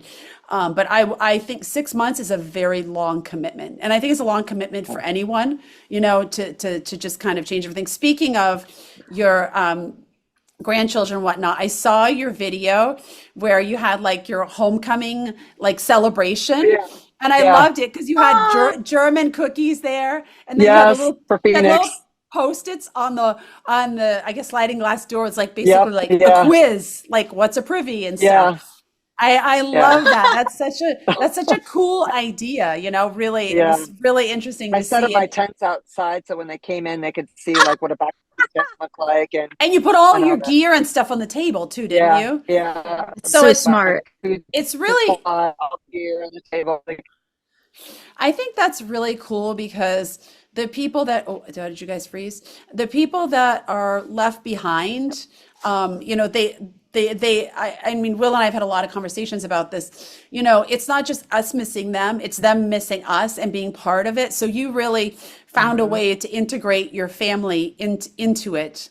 And I like that, you know, but Tara and Caboose, you guys vlogged it, and Scout, you wrote about it. And I think that's really something amazing. At the end, I want to have you guys share your contact so people can check you out. I think that's really great, you know, for your own personal journey and journal, but for the people back home that want to be there for Right. you and are cheering you on, and they feel like they're part of it, right? And they can have conversations with you and Right. say, you know, oh, hey, when you did this, how did you feel? And I think That's Oh yeah. really, really important because I have found it very Right. difficult to have regular conversations with Will while on trail. Yes. Our hours were different. The Wi-Fi was different. I didn't always, if I was going uphill, there was no way in hell I wanted to talk to him. If I was going downhill, I had to focus. If it was late at night, I was tired. Like it was like all this stuff. Right. So having them for us, he edited the videos and he felt like he was like right there with us. Obviously, there were parts that he was like, "Oh, I'm missing this," but then there are other parts like having some sort of a Right. journal that people can follow along, so they feel like they're part of the journey. I think is Right. really, It really, was huge. I a mean, big like part of it.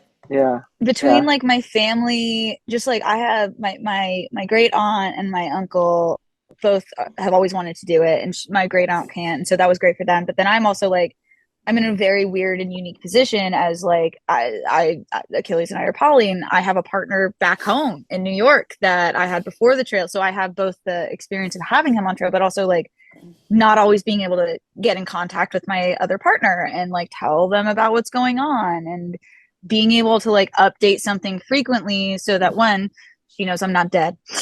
Right, And right, like right. because like it's just we're not like it's hard to get in contact with people when you're in the Right. middle, and then you're like also so busy, and like when you're on 0 days or you're getting into town, you're so busy trying to do all the chores Hmm. besides talking to people. So it was And such it it's was funny because we're not yeah. talking all day, but at the end of the day, No. you're so Yeah. tired, right? You're just like, I can't Yes. talk. Like You're right. you're Chore day, exhausted. 0 days are not really always 0 days because there's so No. much that needs to be done. If you have to order new Yeah. gear or you have to this or, and You have it's to go interesting get because, resupply, you have to update this, you have to do that. and Yeah. you think about it, we You have had to a shower. good amount of service on the trail. If you Yeah. look, think I about think how it so. was 30 years ago when they were taking quarters into towns and hitchhiking, there were no shuttles and they had maps they were looking at. Like they Yeah. must have I never talked to family. Like putting a quarter in a machine must have felt so overwhelming. I Like have just, friends that I am no longer talking to, but like we got into this thing in the middle of the trail, and one of the points that they made was just like, this isn't as secluded as you said it was going to be. And I was just like, yeah, no, I didn't know that one, I was going to be around. I knew I was going to be in the bubble, but I didn't know I was going to meet people, and I didn't know I was going to right. Right. have cell service. And like one of my So, friends was just like, you never sent me postcards. I was like, because I can call you. Because it costs money to send a postcard, and I need to eat more stroganoff. yeah, and Okay. who wants to go to the post office to get a stamp? Yeah. If you're going to get I food, want. one thing, but I feel I didn't like want to go to the post office to get my mail. Like did you guys ever ever. go? Something you said made me think of this. Tara, I think you said when we talked at Trail Days that you went several days without seeing people. Did you guys ever go a period without seeing people? Because Oh yeah. we went a couple days where we only saw one person, but we never went any other days, like days in a row where we didn't see people. Did that happen? When I was in Vermont, a couple of us rarely saw anybody. Like there's a period of time where we were between bubbles and we saw like Oh yeah. nobody that wasn't in our group. And then when I was hiking by myself from Delaware Water Gap into New Jersey, before meeting Achilles and going back to the city, I saw a couple of people, but rarely, and that was so wonderful. Like it was so nice. Because I think, Tara, I think you told me you went 5 days. Is that what you said, or was that in my head Oh, that you went good for 5 days you. without seeing people? Yeah, it was 5 days. Yeah, Wow. that's a long, not without seeing anyone. Yeah. Yeah, but it's really weird because I got this idea where I counted to 60 or something like that, right? And I realized how far I got in a minute. Yeah. And so I could Yeah. have been 3 minutes behind a whole Yeah, group of people and I would have Yeah. never have seen Yeah. them. yeah. And I think that's what I was just in that space. That's very interesting that you say that because I think we went southbound when we were slacking about 5 times, and it was very interesting to see who was right in front of us that we hadn't seen and probably had been in front of us for weeks, right? We're like, oh, Yeah. you're right there because you're going at the same Right. pace. Carrie, Caboose, did you have any time where you guys went without seeing any people at all? No, just there were a couple times that we would see hardly anyone on the trail, but we always saw people at a shelter or what, like at our Yeah. stopping point that night. But I don't think we ever went to a shelter. Well, there were a couple times we went to a shelter and nobody else was there, but I don't think there was ever one day that we didn't pass at least one person. And you were Yeah. you were officially probably in the bubble, right? Well, I mean, we No? started that way, but there were days that we would go and we wouldn't see a lot of people, but we'd see like one or two. But then we'd hit into another bubble, and then we'd be Okay. around all these people, and then we'd be, it'd be quiet again, and then we'd get into another bubble. Yeah, it was weird. I kept telling people, we're the So, bubble. Wherever with we a were, lot of I'd different say, people. we're the bubble. They'd be like, where's the bubble? I'm like, oh, we're the bubble. Yeah. We're in Los Angeles right now for Captain Take his exams. We're in the bubble. All right. So, how has transitioning back been? Has it been hard? Are you still in transition? Are you still processing and don't really know what's going on?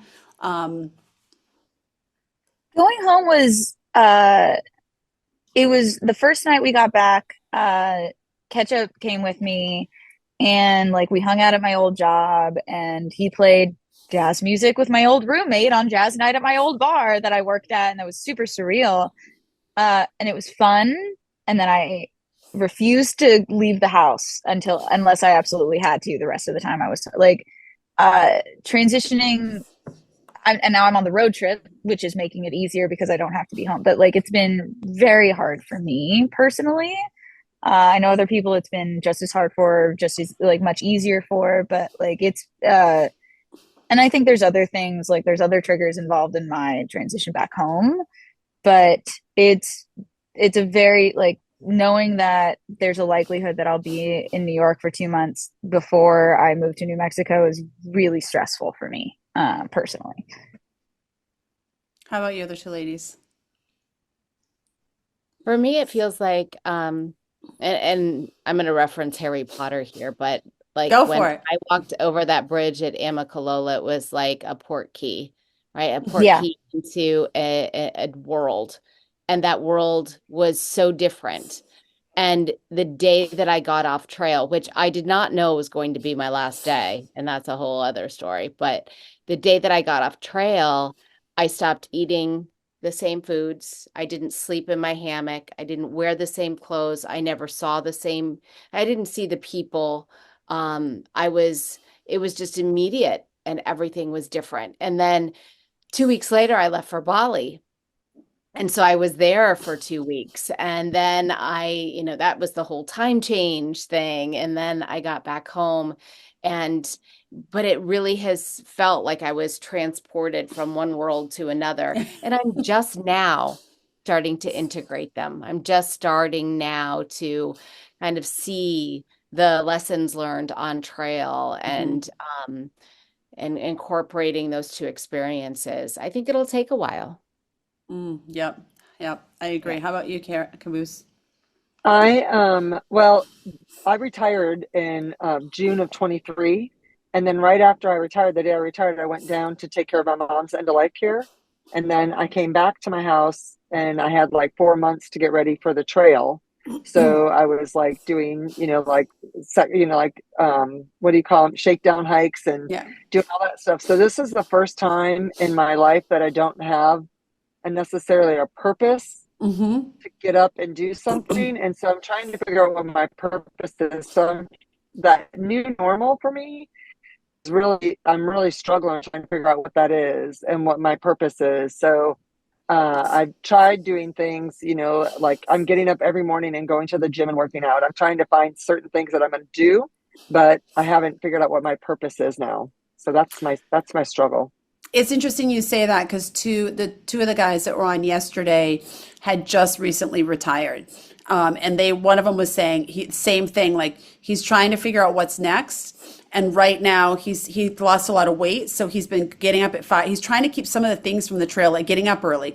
He always got up at 5:30 on the trail. So he gets up at 5:30, he has his coffee, he goes to the gym. He's trying to keep some of the practices that he had on the trail in his life while he transitions into figuring out, okay, what's the next stage, right? And I mean, that happens, right? We're on the trail. It's like it's like go, go, go, go, go. The same thing, the same 5 things you have to figure out every single day over and over and over again. How many miles are you going? How long until lunch? Where Where's am I stopping water? here? What time do I have to get up? Yeah. Yeah. Yeah. And in the middle of this, I have to pee. And then all of a sudden you come back to this other world. I'm There's having, a line for the bathroom. right, and there's a line for the bathroom. Who would have thunk it?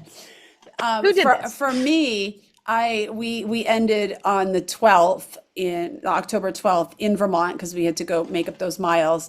We had a friend that had come from Italy, and so we drove back to Maine to my parents' house. And when we walked in the door, they had our daughter was there. She had flown in from university and surprised us. And so I just got into like my normal like mode of how I am in life. Like we travel over the place. So I'm entertaining now. And I have a guest. I want to show him around Portland, Maine the next day, and I want to spend time with my daughter. And I was so happy and so excited for all of this. And that Sunday morning, we went into Old Port. It was Columbus Day weekend. We were walking around and, enjoying ourselves. And then we went into Starbucks. I'm not really a Starbucks person, but I love their pumpkin spice latte. So I went into Starbucks to get that. And I got in the line and I was like, I can't be in here. And I said, I went outside and Captain was fine. Our daughter was fine. And our Italian friend went outside me and Will stayed in the line. I'm like, it's so much noise. Like I was fine walking around outside in Old Port and around the shops, but I went in the shop and it was like, it's so much noise. But then I just kind of recentered myself, spent time as a family. And then 3 days later, we flew to Phoenix for Captain to have his surgery. And I had to be in like quickly into mom surgery. I mean, Will's with me. I'm not doing this alone.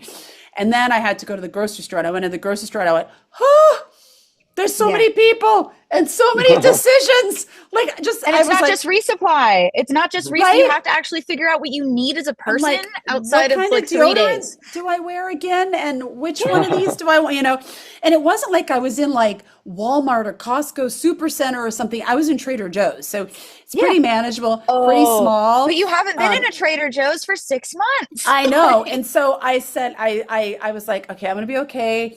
We're staying in a hotel here, so I don't really leave the hotel much or do anything. There's a gym, the breakfast, whatever. And then the second morning at breakfast, I just started crying. I'm like, ooh. And Will's like, okay, it's okay. You're going to be okay. And I'm like, oh, this is just I had to get back to work that day. And I was like, I have to make decisions. And normally I function extremely well in the chaos, the foreign, different countries, transportation, things moving. But my brain could not acclimate that fast back to it. And now it's starting to. It's been, 12 days now, and it's a slow process. But I had to be, like we were saying earlier, kind to myself and be like, okay, man, maybe you won't go back to all of this 100%. Maybe you'll pick and choose. Maybe it wasn't serving you, even though you thought it was. But the transition I found is really, it's a big deal, right? Because we all created a new normal for like 6 months. So this became our normal, right? It became our habit. And now we've got to, for Achilles and I. Right. And now we've got to figure out the new path, right? It's like, even if we're going back to the exact same life as before, which I am, there's some changes to it, right? So I think someone messaged me and said, someone needs to write a book about the transition back part. And I was like, that is a great idea. Because it is definitely real, it really is real.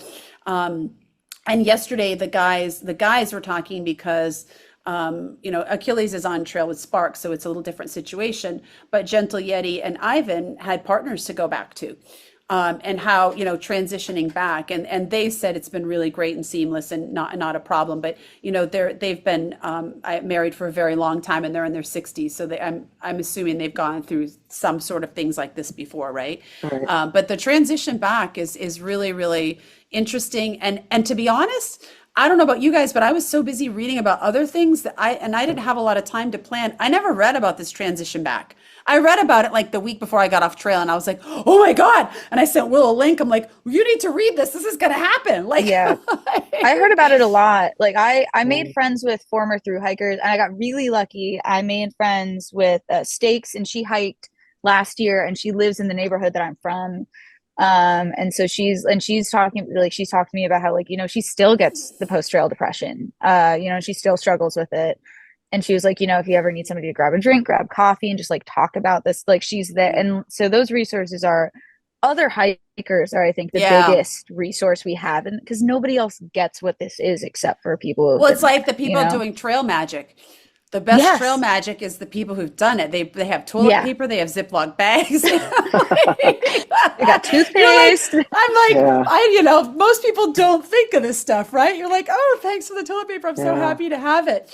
All right. I don't want to keep you guys too much longer, but is there anything that we haven't chatted about that you feel like you want to share, or you feel like people should know about the trail, or a question you want to put out to our group here that you think can bring some value? I really tried to kind of get like a wide scope of questions.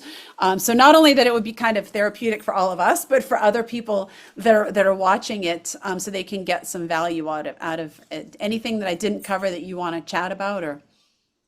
I think I just want to, and we've talked about this but I just want to echo what Achilles said yesterday, which is that we've talked to so many people who are like, I could never do this because of age or job or like their physical shape. And the one thing that I really wish that I could tell everybody is that you can at least try and see how far you can go. If Right, you can want always to, stop. yeah, you can always stop. You can try and just see how far you can take it. And you know what? You can be like me. And if some part of it isn't working for you, you can skip to the next part, clean that up later, clean it up within the calendar year or outside of it. Like whatever, however it works, whether it's section hiking it or not. But like, if you want to attempt a through hike, it doesn't matter your circumstance. If you can do it, you should do it. Like if it's something you want to do, it is something you should do. Yeah, I agree. You want to go after those dreams, because there comes a point, as my friend says, when your toes in the air and there's no more making these dreams manifest. Right. It was funny on the trail. I can't remember where it was. I can see the monument, but I can't remember. And I was hiking, and I was almost to the top, and I said, what did I say? He said, "You're almost there." And I said, "To Katahdin?" Joking. And he goes, and he was pretty far past me, but like I was walking fast, and I said, and he said, "Oh, you're not equipped for that." And he was really far behind me, and Largo was with me, and I was like, I'm gonna just turn around and punch him. But I didn't. Yeah, I've had a lot of those. And I was like, I am equipped for this, damn it. I'm doing it. So I'm out here. All the unsolicited comments from older men about what we are and aren't equipped for was it's interesting. Going up Big Hump Mountain, and one guy was like, "How'd you get so fast?" After like belittling me earlier in the day, I was like, "You just got to hike with Achilles, I guess." Like, because I didn't get it from any thru-hikers. No thru-hikers, none at all, not one. I did have a couple of weekend section hikers mansplaining me, and I had this one guy, and I just think it's their issue, not mine. They've got something deeper going on that's really sad. That they feel the need to do this. But overall, considering we're a small minority on the trail, I felt very, very treated with equally, as we should be. Yeah. But I didn't really, besides that one guy who was like out for a day hike. I don't even know if he was a day hike. He might have been an hour hike, Past trail days, I didn't get any old thru hiker men telling me that. But before trail days, there were lots of like old, because I had a giant backpack too. And so they're all like, "Oh, how are you going to do it?" And I'm just like, "Let me show you, buddy." Like, that's an interesting question. Okay, what were your backpack weights when you were they different when you started out? I know yours was huge when you started out. Did yours guys change at all? Like, what was your initial, and what did it modify at all along the way? Mine changed a little bit. I started out carrying a lot of fresh foods. And so I was probably 32 to 35 pounds with 2 liters of water and food for 4 days. When I flipped, I sent my stove home. And so that was something that was a considerable change, but I would still say that, on resupply days, I was in the high 20s, but probably closer to low 30s, for most of the trail. My base weight, winter was 17. My base weight summer was about 15. How about mine was Johnny's that weighed in at 32. And then I was like, I'm changing this. So there were a lot of things that I sent home and just really went bare bones. But I think usually mine was after resupply was around 27. And so, that worked for me. My Durston, I had a Kakwa, If it got at 30 pounds, I was really uncomfortable. So, but yeah, I think around 25 to 27, I think is what I carried most of the time.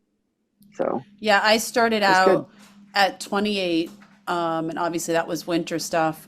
I think that was 5 days of food and 2 liters of water. In the summer, Wow. I got really low. I don't remember what it was. I Oh think it yeah. was like 24, 25 with food. I just got rid of everything. The I was so luxury weight happy. of the summer. It was wonderful, but then most of it we were in Virginia, so we were often doing 3, and sometimes 4 liters water carry. So that was a little Yeah. difficult. Then we each had 2 weeks on either end where we were carrying winter and summer. It just seemed to be like when we saw Will and when we were going to see him again, and that was insanely heavy, and we both had a hard time with that. And then towards the end, I would say I was back with winter stuff. I was still wearing shorts like till the last couple of days. But I had my winter stuff with me. So I was about 30 then because I was carrying a lot of real world food. I had access to it from coming in and out of hostels, and I was carrying like a root beer, and I was carrying 5 blocks of cheese and 6 apples. And I was just like, I was just at that point, I was like, I can do anything for food. So I will carry whatever it takes. Like I would have like 3 I had a days tub of of food, butter through the right? whites until Katahdin. I would have 3 days worth of food exploding out of my bear can, like just unreasonable stuff. Cause I'd have all this cheese and this stuff and that stuff. Cause I was like, I can't do the food anymore. Like I just can't do it. My pack weight with 3 days of, so my base weight, the day that I weighed it, and it was 18 pounds base weight. I had like a liter of water and 3 days of food, and it went up to 29.5 pounds because I eat like 2 freeze-dried meals, 1 for lunch, 1 for dinner. I have like 4 oatmeals for breakfast and then snacks throughout the day. And if I like don't have enough like food and snacks, I start to get anxious and anxiety eat the rest of my food. And there were like right before getting into like the last night before heading into Manchester Center, I ate all of the rest of my food and I was like, I need an entire pizza right now. And then I overbought food for 2 days. I had the more packed than it was for the 100-mile wilderness was my pack after the first time I ran out of food on trail. Wow. I don't think I ever got my food down pat, ever. Never. Never. The right amount ever. The heat would change how, like when it was super hot, I ate very differently. When it was really cold, when it was like depending on the terrain and how strenuous the days were, it was like there was never a consistent way to eat.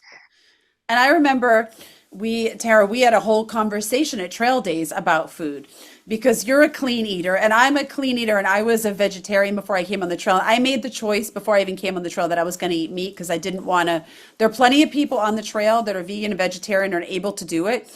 I didn't want that responsibility, and I'm glad it takes a lot of meal planning. And I'm glad I didn't do it. And now I'm happy back being a vegetarian. I'm fine with that. It's interesting. If you guys were to say like pick like the one outside of physical and mental and that kind of struggles, like what was the one thing that you were just so like could feel that you were annoyed with constantly on the trail? Because like for me, it would be the food. Like I really, really missed how I normally ate. This wasn't a treat for me to eat 2 Snickers a day. I'm not a sugar person. I didn't enjoy it. I forced myself to do what I needed to do to keep my body in a way that it needed to function on the trail. But I really did not. I never, like you said, you never kind of got the right food, like what, stuff caboose. I just felt like I was just eating stuff and just so unhappy eating it. And I tried everything. It's just, I just finally got to the point where I said, this is what it is. So you just deal with it. If you can't deal with it, then you get off trail. But you're going to have to deal with this because you can't be carrying what you normally eat for 5 days. It's going to rot. Like I'm not going to be able to carry fresh grilled salmon. It's not going to happen. So did you guys have something like that? Because initially for me, it was my sleep pad and sleeping in the tent. I just couldn't sleep well. I finally acclimated. But was there one thing that you were just like, okay, if I could do this hike without this, that would be fine? For me, it was never the food because I also have autism. And so like I was very good at knowing what food would be comfort food for me. I'm really good at the kind of snacking that I do off trail really helped me out for this. And then I feel like the food worked for you, Scout. The food worked for me I so feel well. like it did. I gained 20 pounds on trail and turned it into You pure did? muscle and an ass that just won't quit. So You gained 20 pounds? I gained 20 pounds. I started at like 90 pounds and I'm like between like 118 and 120 now. Oh And my actually, the last gosh. time I was at Boots Off, they have this tiny, tiny little kids Adirondack chair, and I fit in it last time.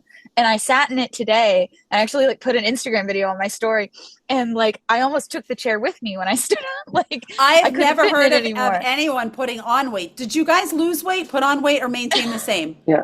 I lost about 30. Okay. How about you, Tara? Yeah. I gained probably like 5 to 10 pounds. You did too. Yep. Wow. I've I also did. I've always struggled with gaining and maintaining weight gain, but not out here because I was eating all the time. This wasn't But one of my yeah. questions, but this is so interesting. Really, really interesting because most of the men I spoke with lost between 40 and 60 pounds Oh if they yeah. were over 40. And most of the women that I've spoke with have lost about 20 to 30.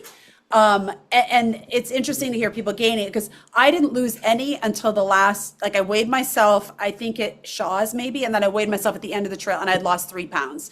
And I wasn't doing anything miraculous. I was trying not to lose it, and I was eating so poorly compared to how I typically lose that would have been surprised that I would have lost weight even considering. But I didn't want to lose it because once people say, well, if you lose it and you don't have it to lose, it's really hard to kind of get Yeah. it back and maintain it. So I wouldn't say I was super conscious. I think I was just really lucky that I didn't lose any weight. And Captain lost 5 pounds, but also in like the last 2 weeks. That's very interesting. Okay, so we were talking about anything that Oh was a yeah. struggle that you could do without. Like I could do without the Mine food. Mine wasn't the food. It was the pack weight, which had to do with the amount of food I ate. I got really good at trimming all of the fat, and like in the summer when it was relatively flat and I wasn't carrying the winter stuff, it was easier to gain luxury items. I ditched them immediately, but like full resupply going up to doing the climb up to Liberty Springs and Franconia Ridge was the worst 3 miles of my life. And like every time Oh I my did a God. slack pack, I was like, oh, this is amazing. I don't have Oh, to carry slacking? I had like a whole slacking. friggin' I have sushi a bar love in affair there. with slack packing. If I was rich, I would slack pack the entire, like we need to get Sherpas out here immediately. Like get me a Sherpa and I'll hike the AT in the most pure way. It's No, interesting never. because Well, the the second guys most said pure the way, I guess. same thing. You know, they said that there's really value in taking some slack days if you can afford it, and and that's not one of the things you're committed to not doing, to take those Yeah. days because it's really good for your body. It's good for your, I think Yeah. it's good food wise. You can carry out what food You're you so want for that fast. day, like leftover Yeah. Achilles pizza and I or were going fruit. like Good for the 5 mind. miles per Yeah, it's really hour good for the doing one mind. of our Yeah. slack packs. Yeah, It was it's amazing. crazy. So people don't talk about that enough. Okay, Caboose and Tara, anything you wish you could, like, if you could say, oh, perfect meals every day, they just appear. Would that be you, Tara? Yeah, absolutely. The food was really a challenge. The food was a challenge because I started off really maintaining the clean eating. And then I also wanted to, partake in the fun. So I started eating some of the trail magic. I ended up with gastritis on trail. So You that went to McDonald's. I remember. yeah, I ended up off trail for 4 days because my whole digestive system was so inflamed from the processed foods I hadn't eaten in 30 years. And so then I came back and I was trying to go back to clean eating again. And I just found that it was really hard. It was really hard, especially in those areas where your options to resupply were gas stations. Yeah. And, power Mhm. bars or protein bars were like $5 a piece. It was Plus, you just, get Right. tired of those. It's like, yeah. I the never whole want to thing. eat another one of those as long as I live. How about you, Caboose? Anything you're like, I could have really done without that if I had a magic wand? No, I don't think so. The only thing that I really struggled with if I had to stay in the shelter, was I had to get up and go to the bathroom in the middle Oh, of the night. I hated to do that because I didn't want to wake other people up. And so sometimes I would lay there for like 6 hours having to pee and just not wanting to get up. And that was horrible. But as far as the food goes, I can still eat tuna on a tortilla right now and be okay. Like That kind of that's stuff yeah. didn't bother me. And now like, are you but I had what I Mountain wish- House 20 minutes ago. Are you a foodie like in your non-trail life? Do you consider yourself like a foodie?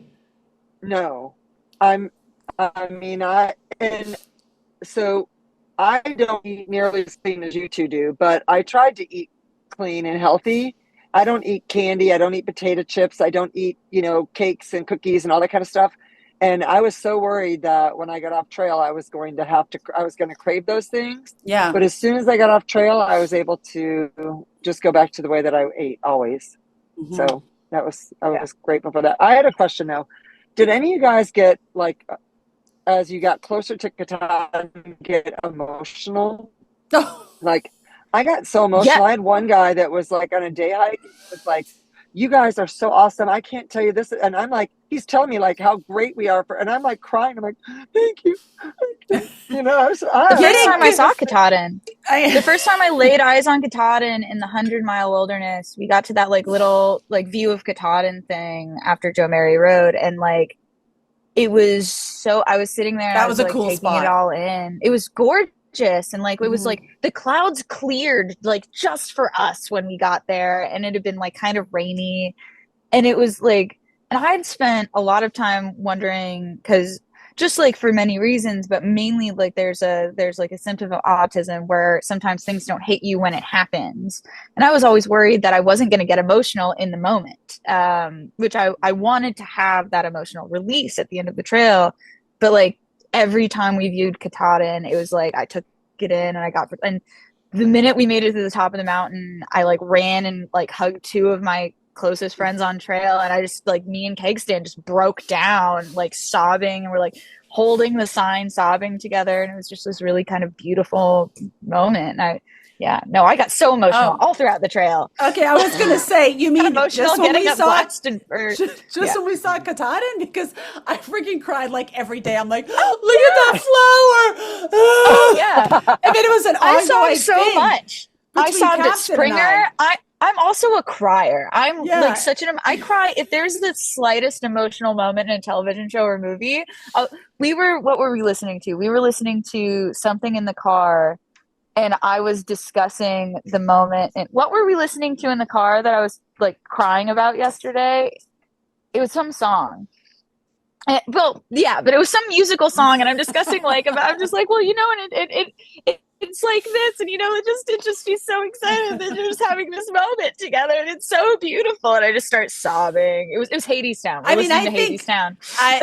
I'm typically like, I just am a big feeler, so it doesn't take much to get me to cry. But on the trail, I really felt like it was like maybe because of the combination of the physical, and everything, the endorphins and stuff, I just felt far more emotional and just very touched by I'd see people hiking together and I'd be like, oh, a man and his dog. Oh, and Captain would be like, are you going to cry again?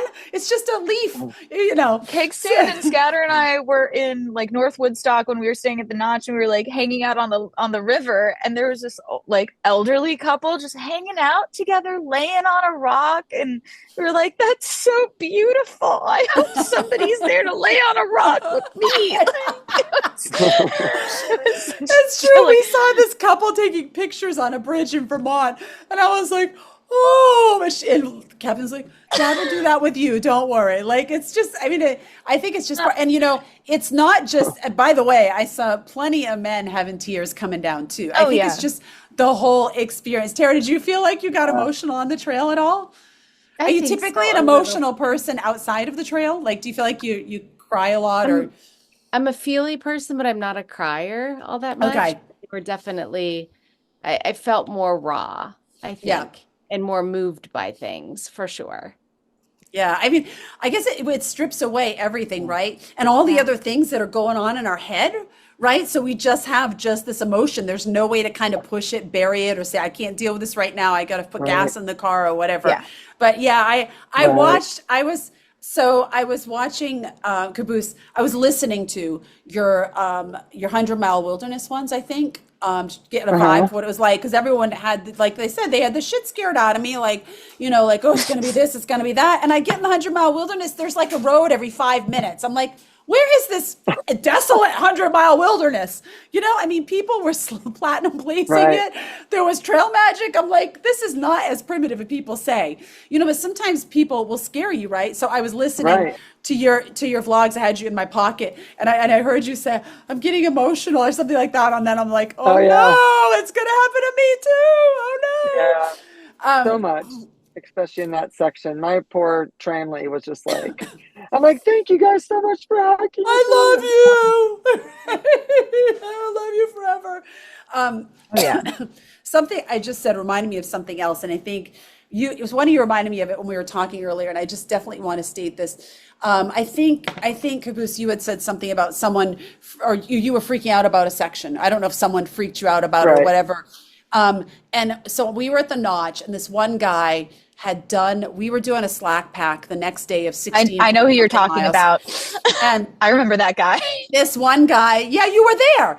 Okay, He so was a this one Sobo, guy, and he had been at the Notch forever. and he's like, "Do you know that took me 2 days with my pack on, da da da da da," and going on and on and on. And I was like, and then I went and I sat at the table with some people that we had been hiking with, and one guy goes, "Don't listen to that guy. He's got too much negative energy." He's also only a few hundred miles into the trail himself. Like, he was a southbounder. Like, it's fair how he felt, but his experience of what the whites Yeah. were are nothing in comparison to the fact that you'd already hiked like Right. But I 1,800 thought miles, which was you know? interesting is I really needed to hear the other guy. I Right. think it was Stretch say, just tune him out, tune Oh, him yeah. out. It's, hike your own hike. And I think that's a really great takeaway because there's so many, it's like what I said about going up to Katahdin. It was scary for me, but it was fine for Shivers, and coming down A-Ball was scary for me. So if you're Right. watching this and you're watching other people's vlogs and you're going, "Oh my gosh, that person really struggled," that doesn't mean you're going to struggle. Right? Not at all. It's your Yeah. it's how you're feeling Right. physically, it's how you're feeling And mentally. It's like Everyone's I don't hike have is so different. if you have good upper body, like for me, I don't have a lot of upper body strength. So pulling myself up on things was really difficult, but my legs can do a lot. So coming down is very easy. I don't have knee problems. So it's something to really, really consider is like, don't listen to the naysayers, find it out for yourself and you'll be surprised at how much you can do. And I've kept you guys for so long. Okay. First of all, how can people find you? What are your socials that they can go watch your videos or read your writing on? My Instagram is difficult terrain with one T. I used to describe where the one T is, but you should know. It's one T. I'm not going to spell it out because I'll probably mess it up. But that's where I post most of my things about like hiking and like post trail life. And then I'm just Spark on the trek for the AT. It's a picture of my face. I think it's actually my summit picture now. And I'll be posting more like post trail stuff on I'm probably going to do that like tomorrow morning before we go meet Achilles for his official finish of the trail. Official last day. His last 16 miles, so he can continue that purism, baby. I get it. I went back to Vermont and did 63 miles, and Captain and I were just like, back to Vermont? yeah, and we were both and Vermont? It wasn't muddy, it was gorgeous, but after hiking New Hampshire and Maine, we were just like, our friend was with us, and we were trying to be happy and cheery because we're like, we don't want to ruin this for him, but we were done. We were just like, we're ready to be done. But the cool thing is we saw so many people who had skipped Vermont. We saw so many people we knew. It was like a trail reunion or something, which was really, really, really fun. Well, I'm happy for you. And it was easy. disgusting when I did it. The whole trail was a river. Like when you were wasn't- talking about the river crossing, I was like, the closest thing I can remember that is when I was in Vermont. It was up to my knees in the water on the trail. It wasn't bad at all. It was really quite pleasant. Vermont was awesome for me. But we saw snow. We saw snow again, which was great. So we kind of came full circle. There was snow up on the top of Killington, which was really great. All right, Tara, where can they find you? I am on YouTube at Wandering with Wilson, and same for Instagram. So pictures on Instagram and videos on YouTube, Wandering with Wilson. And where's that video of you like this going across the river? Where did I see that? Was that on Instagram? It's on Instagram for sure. Okay. And I think it's also, it could be a short. Okay. on YouTube, and I think I included it on the day that I did that as well, but I can't remember. Seriously, after I saw that, I was like, oh my God, she's badass. I don't know if I'm that badass. I don't know if I can do that. Really badass. We all I are. That's I said to incredibly Captain, badass. we're going to have to build a canoe to go across that. We'll have to YouTube it. All right, Use Caboose, your where can inflatable they sleeping find you? bag. Right? I'm on One Step at a Time from Georgia to Maine. YouTube. YouTube, one step at a time from Georgia to Maine. I'm- Anything? Go ahead. Sorry. Right. I have Instagram, but not nearly as much stuff. I'm sorry. I have Instagram. It's just Carrie Pruitt, but I don't have nearly as much on that as I do on YouTube. So. Awesome. All right. Favorite piece of gear? I got to ask you guys this. Pea funnel. Pea funnel. Pea The Trek funnel. asked me. People talk to me about this all the time. Like, people ask me this, and I'm like, if you've hiked with me for any amount of time, you know it's the pea funnel. It's, yep, you get it. You get it, Tara. Like, I've peed off of mountains with, like, before Achilles and I started dating, Achilles and Moss and I would pee off mountains together. I never have to drop trowel if I've just got to pee. If I have to get up in the middle of the night, it's so easy. It's the best. I brought it Wait, to wait. the last time I was in New York. I brought it Do to you the have a club. pee bottle? I don't have Do you have a this. pee bottle? The pee bottle? No. Oh. Uh-uh. I have a I pee did bottle. not for the pee middle. I have bottle the it. pee bottle for my tent. Wait. I have my Okay. pee Whoa, style whoa, and a whoa. pee bottle for the I know tent. people with the pee I bottle. don't have any of this. I just have a bidet. Let's talk about this for a minute because everyone has the piece, the ways, and I struggled with that the whole time, like going to the bathroom outside the tent. And I okay, cannot so more highly recommend a pee funnel. Tara and Scout, do you Yeah. guys have the same thing, the pea funnel, or is it different I have brands? the pea style. The pea Okay. style The pee pea funnel. style. Pea style, and you both swear by them? Oh, Yeah, I yeah. even have one in my All three of car. us. Yes. Yeah. Okay, I'm All gonna three of go us. get one right now. It's the best. Yeah. It's the best thing. Not just my favorite piece of gear. It's my favorite thing I own. I was upset that I didn't bring it with me out on Wednesday or on Saturday because I had to wait in line for the bathroom. Oh my gosh! And okay, so what's the pea bottle? Is that something Well, that goes wait a with minute. it? I have Okay. one other Go thing ahead. to say on this. So I brought mine to Bali, and they have the squatting, you Yes. know? Yeah, the Turkish toilets or something. Yeah. And I just used my pea funnel. It was amazing. There Even you in go. Bali. All right, I missed out. So I use a Nalgene collapsible bottle that rolls up really small. But at night, if I have to pee and I'm in my tent, I just get on my knees, use my pee style, pee into the cup, and then in the morning I dump it out. And so I never have to leave my tent in the middle of the night. How And I is hear it you that can I use it as a hiked? warm water bottle if it's cold. Yeah, I'd be afraid I've I'd heard makes you tales from feel- men. So I hiked 185 days with no pea style and no pea cup in the tent. And I would complain and grumble every time obviously the thing is I wouldn't have done the cup in the tent because I was sharing a tent with Captain. And all I Right, need, right. he can roll over, but all I need is him to kick me and then there's pee everywhere. But I Right, would have right, used the pea style. But my favorite piece of gear was my bidet. So I was not a bidet person, but I got sent bidets to try, and I I handed loved them out it. to a bunch of people. yeah, I I mean, really I'm a loved bidet it. person at home. Yeah, I'm a bidet person at home. I I've never really, even really tried one loved it. ever. Oh, you got to do it's the best Okay, thing. so you guys go get real bidets. bidet. I'll go get a pea style. And we'll do a whole chat about them. I still have My favorite gear the was bidet my that I was trekking sent. poles. What trekking pole was your other piece? Is that what you said? Yeah, that was yeah. my favorite. Because if I didn't have that, I'd Yeah. have died. Yeah. Yeah. I What needed my trekking what poles. brand of They were- trekking they were poles do you have? crucial. Well, I started with Z-Pack and they broke. Like I would put them in the ground and part of it would come out. Ooh. Yeah. And then they sent me a replacement part, and then it happened again. So I got rid of those and got black diamond. Okay, so we yeah. started with I had black to get them right diamond. before the whites. We started with black diamond. I love them. I love how lightweight they are. I absolutely adored them. Captain broke 2 pair, and I thought it's got to be him. And then I broke a pair. And so then we switched to Lakey, which I had no problems with going forward after that. But I had love, the Lecky. Yeah, I had love them my and trekking poles too. Mine broke in the saddlebacks on the ridge line Ooh. after I fell. But then Ketchup fixed them, and I can't like break one of them down all the way. The other one was fine, but they lasted me the whole trip. Like I still have them, Tara, did you hike with trekking poles? I did. I have a pair of black diamonds that I got at some discount website, and they're about 6,000 miles on them right now.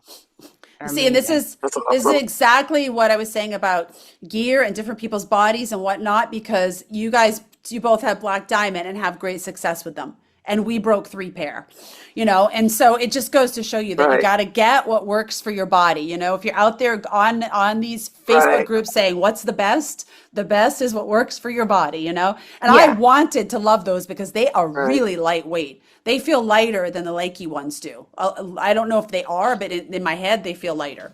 All right, so everyone's got to get a Right. P style. I got to go get one, I Yes. guess. I'm the only You who gotta doesn't go have get. You have to go I get gotta one. get one. I used the P style last night or the night It's before funny. last at the A campsite. girlfriend came to hike with me in Virginia when I was making up some miles, and she had one, and she was like, "I can't believe you don't have this." And It's the best thing ever. I had read someone say, "Oh, it's another piece of equipment to carry and clean," and I was like, "Forget it."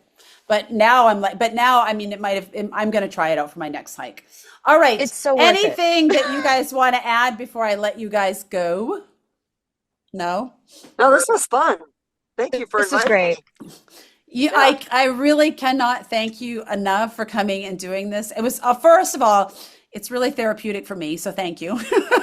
Yeah, same. It's really Us too. fun. I really Yeah. enjoyed all of you when I got to spend time with you and chat with you, and just watching, what you're writing and what you're sharing online. I really find great value in it, and I know other people will. So I'm happy you said yes to do this and took 2 hours and 20 minutes out of your evening. Thank you. Thank you so much.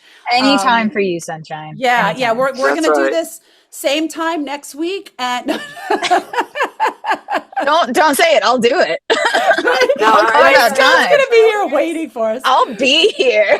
You'll are be any of you guys here. going to trail days?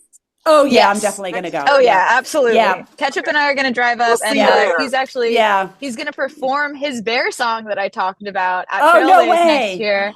And there's a Oh, that's callback fun. part of the song that I'm gonna do on stage. So Oh my if you go gosh, to I the love talent it. show, you'll see me.